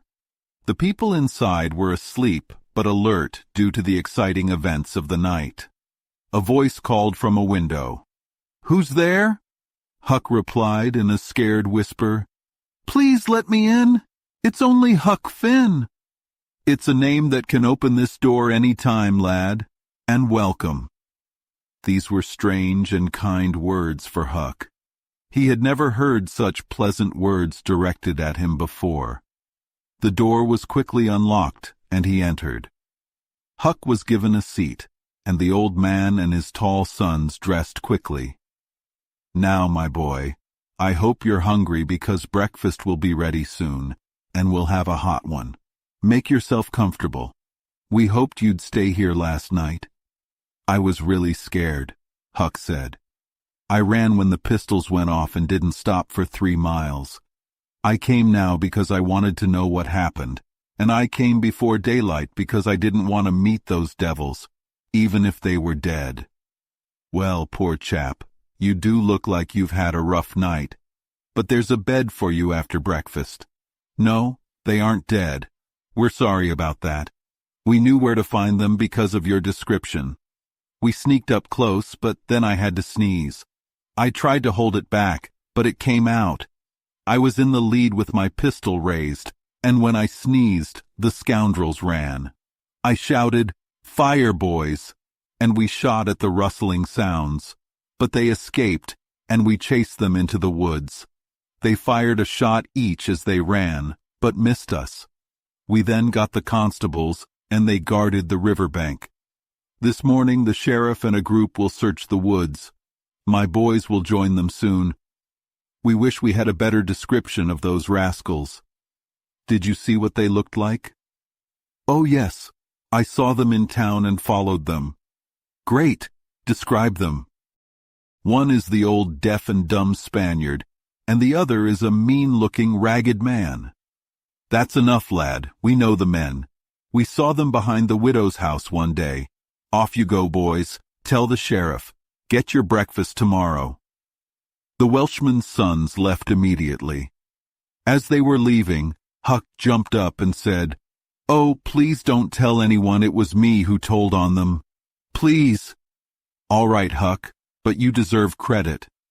"Oh, no, please don't tell."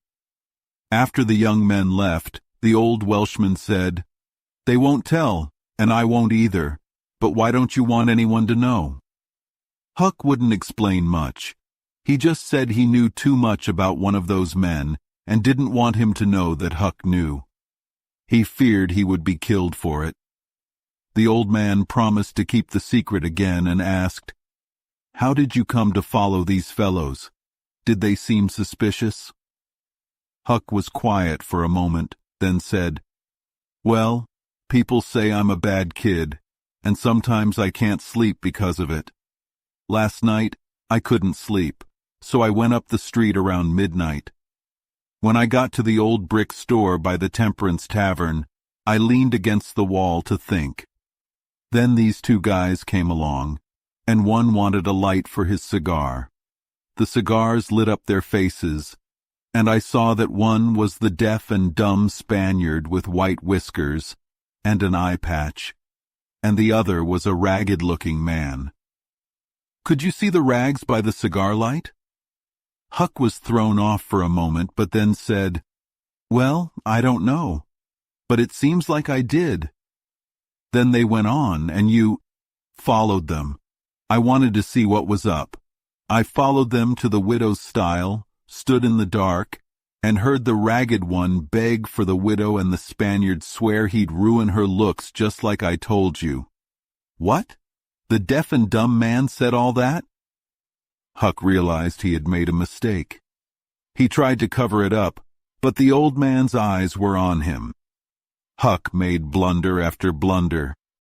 The Welshman finally said, "My boy, don't be afraid of me. I'd protect you. This Spaniard isn't deaf and dumb. You let that slip. You know something about him. Trust me.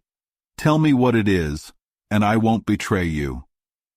Huck looked into the old man's honest eyes and whispered, "It ain't a Spaniard. It's Injun Joe." The Welshman almost jumped out of his chair. He said, "Now it makes sense. When you talked about notching ears and slitting noses, I thought it was your own embellishment because white men don't take that sort of revenge. But an Injun, that's different." During breakfast, the Welshman said the last thing he and his sons did before bed was check the stile for blood. They found none, but did find a bulky bundle. "Of what?" Huck's eyes widened. He was breathless, waiting for the answer. The Welshman stared back and then replied, "Of burglars' tools. Why, what's the matter with you?" Huck was deeply relieved. The Welshman eyed him curiously and said, "Burglars' tools. That seems to relieve you a lot. What did you expect we found?" Huck was in a tight spot. He gave a feeble answer. "Sunday school books, maybe." The old man laughed, which made Huck feel better. The Welshman added, "Poor boy, you're tired. No wonder you're a bit off. But you'll be fine with rest." Huck was annoyed he had given himself away, but he was glad to know the bundle wasn't the treasure. He felt comfortable knowing the treasure must still be in the tavern's room number 2. He and Tom could get the gold that night without any trouble. Just as breakfast was finished, there was a knock at the door. Huck hid, not wanting to be connected to the night's events. The Welshman let in several people, including the widow Douglas. Groups of people were climbing the hill to see the style. The Welshman had to tell the story of the night to the visitors. The widow was very grateful. "Don't mention it, madam. There's someone else you owe more to than me and my boys, but he doesn't want his name known. We wouldn't have been there but for him." This excited everyone's curiosity, but the Welshman kept the secret. The widow said, "I went to sleep reading and slept through all the noise. Why didn't you wake me?" "We thought it wasn't worth it. Those fellows weren't likely to come back without their tools. My 3 men guarded your house all night." More visitors came, and the story was told again and again. Everyone was early at church, discussing the events. News came that the villains had not been found. When the sermon ended, Judge Thatcher's wife asked Mrs. Harper, "Is my Becky going to sleep all day? I expected she would be tired." "Your Becky?" Mrs. Harper replied, surprised. "Didn't she stay with you last night?" "No," Mrs. Thatcher said, turning pale. Aunt Polly then joined them, saying, "Good morning, Mrs. Thatcher, Mrs. Harper. I have a boy missing. I reckon my Tom stayed with one of you last night." Mrs. Thatcher shook her head, looking even paler. "He didn't stay with us," Mrs. Harper said, looking uneasy. Aunt Polly became worried. "Joe Harper, have you seen my Tom this morning?" "No, ma'am." "When did you see him last?" Joe couldn't remember exactly. The people in the church stopped moving and whispered among themselves. Anxiety grew on everyone's faces. Children were questioned, and young teachers too. They all said they didn't notice if Tom and Becky were on the ferryboat home. It was dark. One young man finally said he feared they were still in the cave. Mrs. Thatcher fainted, and Aunt Polly started crying. The alarm spread quickly. Bells rang, and the whole town was up. People saddled horses, manned skiffs, and the ferryboat was ordered out. Soon, 200 men were heading to the cave. All afternoon the village was empty and silent. Many women visited Aunt Polly and Mrs. Thatcher, trying to comfort them. They cried with them, which was better than words. The town waited all night for news. In the morning, the message was, "Send more candles and food." Mrs. Thatcher and Aunt Polly were almost crazed. Judge Thatcher sent messages of hope, but they didn't cheer anyone. The old Welshman came home at dawn, covered in candle grease and clay, and exhausted. He found Huck still in bed, delirious with fever. The widow Douglas took care of Huck, saying she would do her best by him, because he was the Lord's, and nothing the Lord's should be neglected. The Welshman agreed, saying Huck had good spots in him. In the morning, tired men returned to the village, but the strongest kept searching. News came that deep parts of the cave were being searched. Lights were seen flitting in the distance, and shouts and pistol shots echoed. Far in the cave, the names Becky and Tom were found on a wall, along with a piece of ribbon Mrs. Thatcher recognized. She cried over it, saying it was the last thing her child had before death. People said lights were seen and shouts were heard, but always ended in disappointment. The children were not there. It was just a searcher's light. 3 dreadful days and nights passed. The village was in a stupor. No one had energy for anything. Huck, in a lucid moment, asked if anything had been found at the Temperance Tavern. "Yes," said the widow. Huck sat up. "What? What was it?" "Liquor. The place is shut down. Lie down, child. Only tell me one thing. Was it Tom Sawyer who found it?" The widow burst into tears.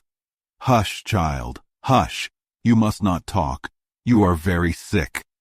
Huck thought, so the treasure was gone forever. But why was she crying? These thoughts made him tired, and he fell asleep. The widow said to herself, "He's asleep, poor boy. Tom Sawyer find it. Pity someone could find Tom Sawyer. Not many have the hope or strength to keep searching now."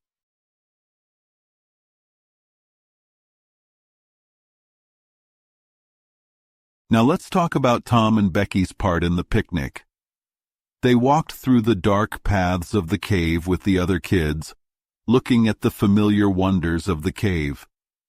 These were places with names like the drawing room, the cathedral, and Aladdin's palace. They played hide-and-seek for a while until they got tired. Then, holding their candles, they wandered down a twisting path, reading the names and dates written on the walls in candle smoke. They didn't notice that they were now in a part of the cave with no writings on the walls. They wrote their names on a rock and kept walking. Soon, they found a little stream of water that had formed a beautiful stone waterfall over many years. Tom squeezed behind it to show Becky and saw a narrow, steep path behind it. Tom wanted to explore, so they marked their spot with smoke to find their way back and started their adventure. They went deep into the cave, making more marks as they went. They found a big cavern with shiny stalactites hanging from the ceiling and admired it before moving on. They came across a spring with a basin covered in sparkling crystals. The cavern had many pillars formed by stalactites and stalagmites joining together. Thousands of bats were hanging from the roof, and the lights disturbed them. They flew around wildly, and one bat knocked Becky's candle out. Tom grabbed her hand, and they ran through another passage to escape the bats. After a while, they reached a large underground lake and decided to rest. For the first time, they noticed the deep silence of the cave. Becky said, "It's been a long time since I heard any of the others." Tom replied, "We are far below them, and we couldn't hear them from here." Becky got worried. "We better start back." Tom agreed. "Yes, we should." Becky asked, "Can you find the way back, Tom? It all looks the same to me." Tom felt unsure but said, "I think so. But the bats might put out our candles. Let's try another way." They walked through a corridor in silence, looking for something familiar, but everything looked strange. Tom kept saying it was all right, but he felt less confident each time.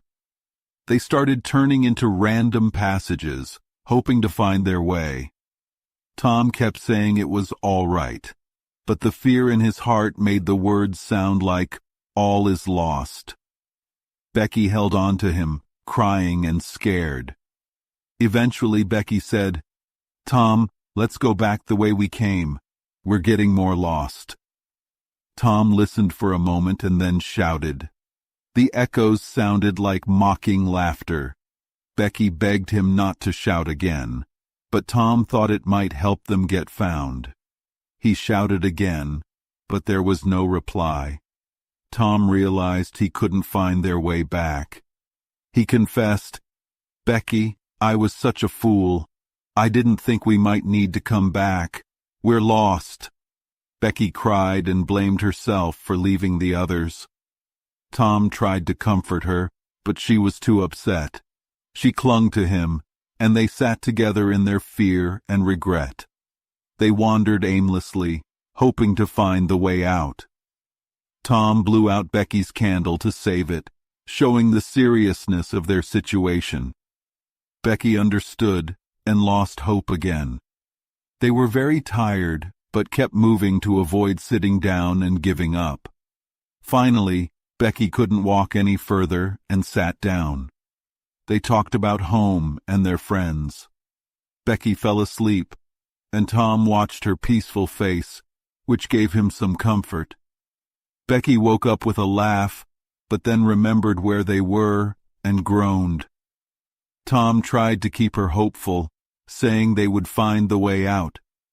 They wandered, trying to estimate how long they had been in the cave. Tom decided they should find a spring for water. They found one, and Tom suggested resting. Becky was hungry, and Tom took out a piece of cake they had saved from the picnic. They shared it, but it wasn't enough. Tom told Becky they had to stay near the water because it was their last candle.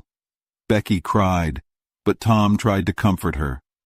Becky said, "They'll miss us and hunt for us." Tom agreed, hoping they were already looking. Becky realized it might be a long time before they were missed, and they watched their candle burn down to the last bit. The darkness was terrifying. They tried to rest again, but hunger and fear kept them awake. Tom suggested exploring nearby passages with a kite line. They started exploring, but soon encountered a deep pit. They couldn't cross it and had to wait for rescuers. Tom shouted again, but the echoes were too scary.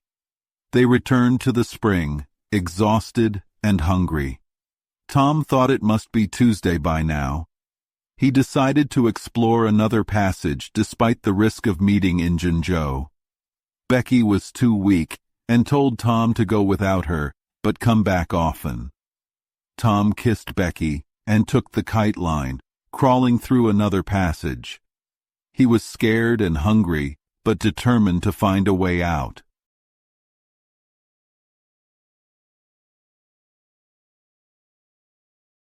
Now let's talk about Tom and Becky's part in the picnic. They walked through the dark paths of the cave with the other kids, looking at the familiar wonders of the cave.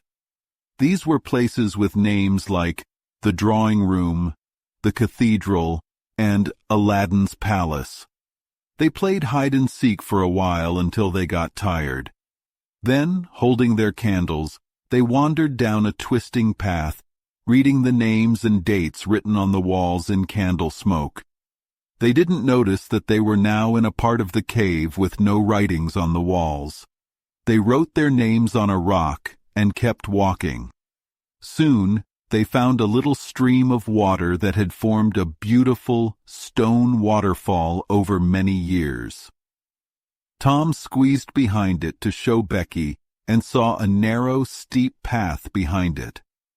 Tom wanted to explore, so they marked their spot with smoke to find their way back and started their adventure. They went deep into the cave, making more marks as they went. They found a big cavern with shiny stalactites hanging from the ceiling and admired it before moving on. They came across a spring with a basin covered in sparkling crystals. The cavern had many pillars formed by stalactites and stalagmites joining together. Thousands of bats were hanging from the roof, and the lights disturbed them. They flew around wildly, and one bat knocked Becky's candle out. Tom grabbed her hand, and they ran through another passage to escape the bats. After a while, they reached a large underground lake and decided to rest. For the first time, they noticed the deep silence of the cave. Becky said, "It's been a long time since I heard any of the others." Tom replied, "We are far below them, and we couldn't hear them from here." Becky got worried. "We better start back." Tom agreed. "Yes, we should." Becky asked, "Can you find the way back, Tom? It all looks the same to me." Tom felt unsure but said, "I think so, but the bats might put out our candles. Let's try another way." They walked through a corridor in silence, looking for something familiar. but everything looked strange. Tom kept saying it was all right, but he felt less confident each time. They started turning into random passages, hoping to find their way. Tom kept saying it was all right, but the fear in his heart made the words sound like all is lost. Becky held on to him, crying and scared. Eventually, Becky said, "Tom, let's go back the way we came. We're getting more lost." Tom listened for a moment and then shouted. The echoes sounded like mocking laughter. Becky begged him not to shout again, but Tom thought it might help them get found. He shouted again, but there was no reply. Tom realized he couldn't find their way back. He confessed, "Becky, I was such a fool. I didn't think we might need to come back. We're lost." Becky cried and blamed herself for leaving the others. Tom tried to comfort her, but she was too upset. She clung to him, and they sat together in their fear and regret. They wandered aimlessly, hoping to find the way out. Tom blew out Becky's candle to save it, showing the seriousness of their situation. Becky understood and lost hope again. They were very tired but kept moving to avoid sitting down and giving up. Finally, Becky couldn't walk any further and sat down. They talked about home and their friends. Becky fell asleep, and Tom watched her peaceful face, which gave him some comfort. Becky woke up with a laugh, but then remembered where they were and groaned. Tom tried to keep her hopeful, saying they would find the way out. They wandered, trying to estimate how long they had been in the cave. Tom decided they should find a spring for water. They found one, and Tom suggested resting. Becky was hungry, and Tom took out a piece of cake they had saved from the picnic. They shared it, but it wasn't enough. Tom told Becky they had to stay near the water because it was their last candle. Becky cried, but Tom tried to comfort her. Becky said, "They'll miss us and hunt for us."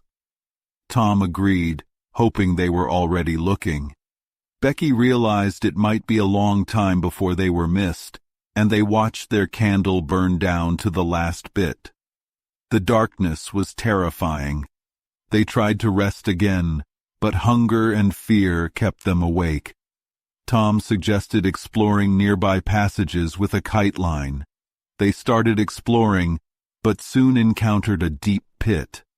They couldn't cross it and had to wait for rescuers. Tom shouted again, but the echoes were too scary. They returned to the spring, exhausted and hungry. Tom thought it must be Tuesday by now. He decided to explore another passage despite the risk of meeting Injun Joe. Becky was too weak and told Tom to go without her, but come back often. Tom kissed Becky and took the kite line, crawling through another passage. He was scared and hungry, but determined to find a way out.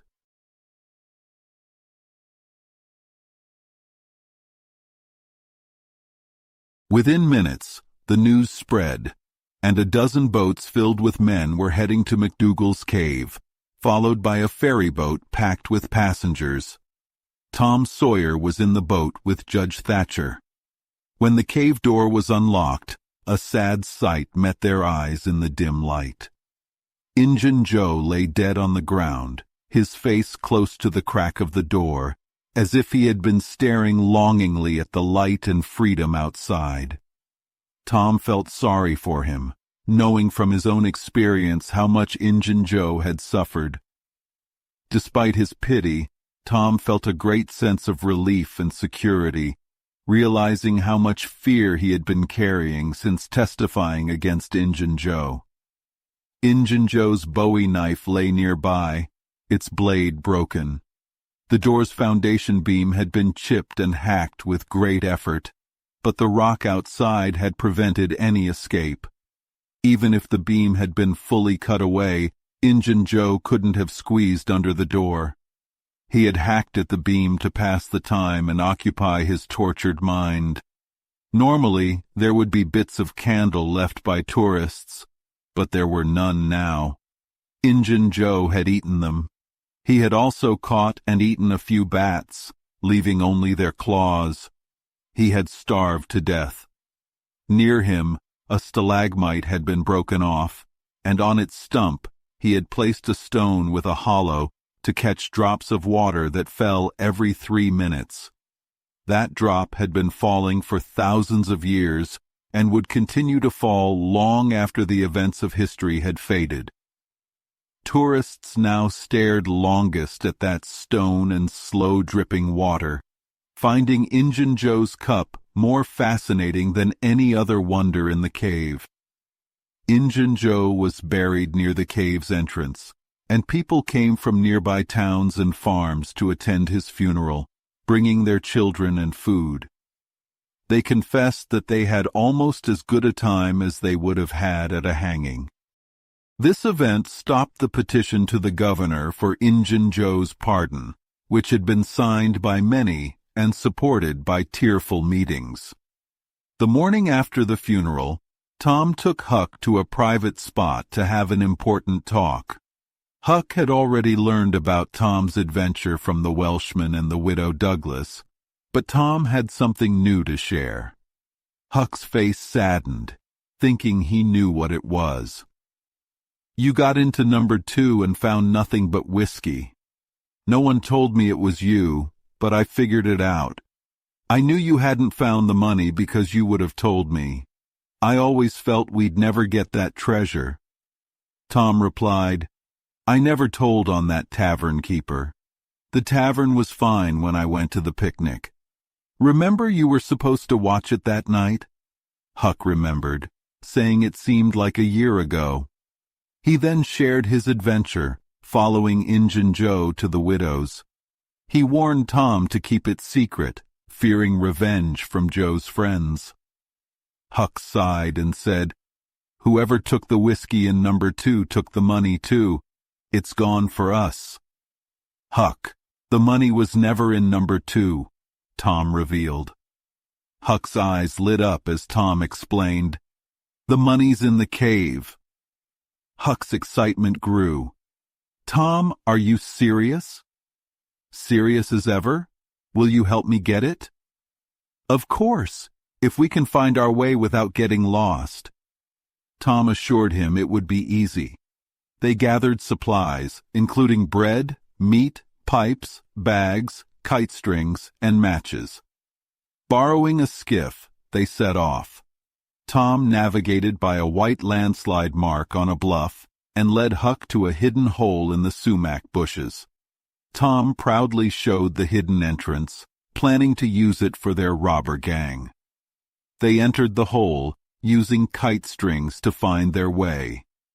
They reached the spring where Tom and Becky had watched their candle go out. The place's gloom made them whisper. Tom led Huck to the jumping-off place, revealing a steep clay hill instead of a cliff. They climbed down and found a cross marked in candle smoke. Tom declared, "That's where I saw Injun Joe." Huck wanted to leave, fearing Injun Joe's ghost. Tom reassured him, saying ghosts wouldn't be near a cross. Encouraged, Huck agreed to search for the treasure. They found footprints and candle grease near a rock and started digging. Tom's knife hit wood, uncovering a chasm under the rock. They crawled through, finding the treasure box, guns, and other items. Excited, they moved the money to bags and planned their next steps. They left the guns for future robberies and emerged from the cave. Lunching and smoking by the skiff, they set off as the sun set, chatting cheerfully. Tom suggested hiding the money in the widow's woodshed and returning the next day to count and divide it. They borrowed a wagon and headed to the Welshman's house, where they were urged to hurry to the widow Douglas. Huck, worried about being falsely accused, was reassured by the Welshman. They were welcomed at the widow's house, where many villagers were gathered. Covered in clay and candle grease, they were given new clothes and told to clean up before joining the others.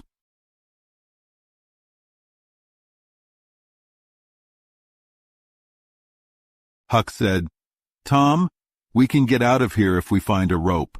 The window isn't far from the ground." "Why do you want to leave?" Tom asked.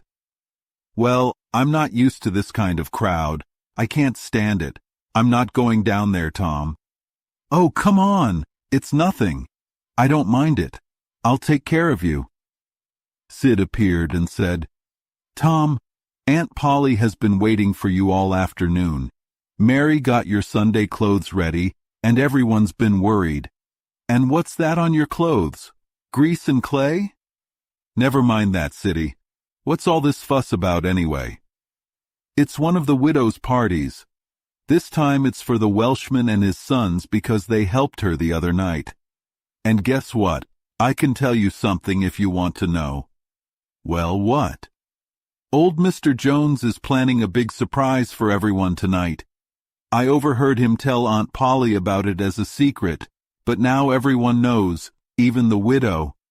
He insisted Huck had to be here for it." "Surprise about what, Sid?" "About Huck tracking the robbers to the widow's house. Mr. Jones wanted to make a big deal out of it, but I bet it won't be much of a surprise now." Sid chuckled contentedly. "Sid, was it you that told?" "Oh, never mind who told. Somebody did. That's enough." "Sid, there's only one person mean enough to do that, and it's you. If you'd been in Huck's place, you'd have sneaked away and never told anyone about the robbers. You can't do anything good and can't stand to see others praised for doing good things." Tom cuffed Sid's ears and kicked him to the door. "Now go and tell Aunt Polly if you dare, and tomorrow you'll get it." Some minutes later, the widow's guests were at the supper table, and a dozen children were seated at little side tables. At the right time, Mr. Jones made his speech, thanking the widow and revealing Huck's role in the adventure. The surprise was not as grand as he hoped, but the widow showed great gratitude to Huck. She said she would give him a home and an education and, when she could, start him in business. Tom saw his chance. "Huck doesn't need it. Huck's rich." Everyone thought it was a joke and kept silent awkwardly. Tom broke the silence. "Huck's got money. Lots of it." "Oh, you don't believe me? Just wait a minute." Tom ran outside. The company looked at each other in confusion, and then at Huck, who was speechless. "Sid, what's gotten into Tom?" Aunt Polly asked. Well, there's no figuring that boy out." Tom returned, struggling with the weight of 2 sacks. He poured out the yellow coins onto the table. "There! What did I tell you? Half of it's Huck's and half of it's mine."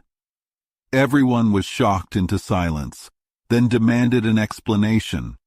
Tom provided one, telling the whole story with great detail and excitement. When he finished, Mr. Jones said, "I thought I had a good surprise, but it's nothing compared to this." The money was counted, totaling over $12,000. It was more money than anyone there had ever seen at once, though some owned more in property.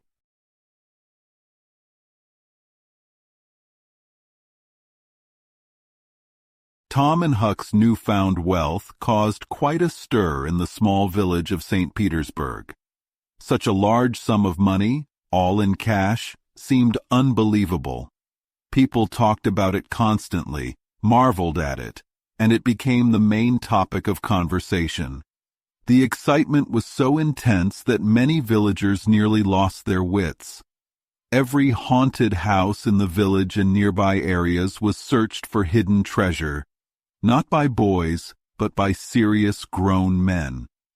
Tom and Huck were suddenly the center of attention, admired and respected. Their words were valued, and everything they did was considered remarkable. The local newspaper even published biographical sketches of the boys. The widow Douglas invested Huck's money at 6% interest, and Judge Thatcher did the same with Tom's money at Aunt Polly's request. Each boy now had a prodigious income, earning $1 for every weekday and half of the Sundays. This was a significant amount in those simple days, enough to board, lodge, school, and clothe a boy. Judge Thatcher held a high opinion of Tom, believing no ordinary boy could have rescued his daughter from the cave. When Becky told her father how Tom had taken her punishment at school, the judge was moved. When she explained the lie Tom had told to protect her, he declared it a noble and generous act, comparing it to George Washington's truth about the hatchet. Becky admired her father more than ever, and quickly told Tom about his reaction. Judge Thatcher hoped to see Tom become a great lawyer or soldier.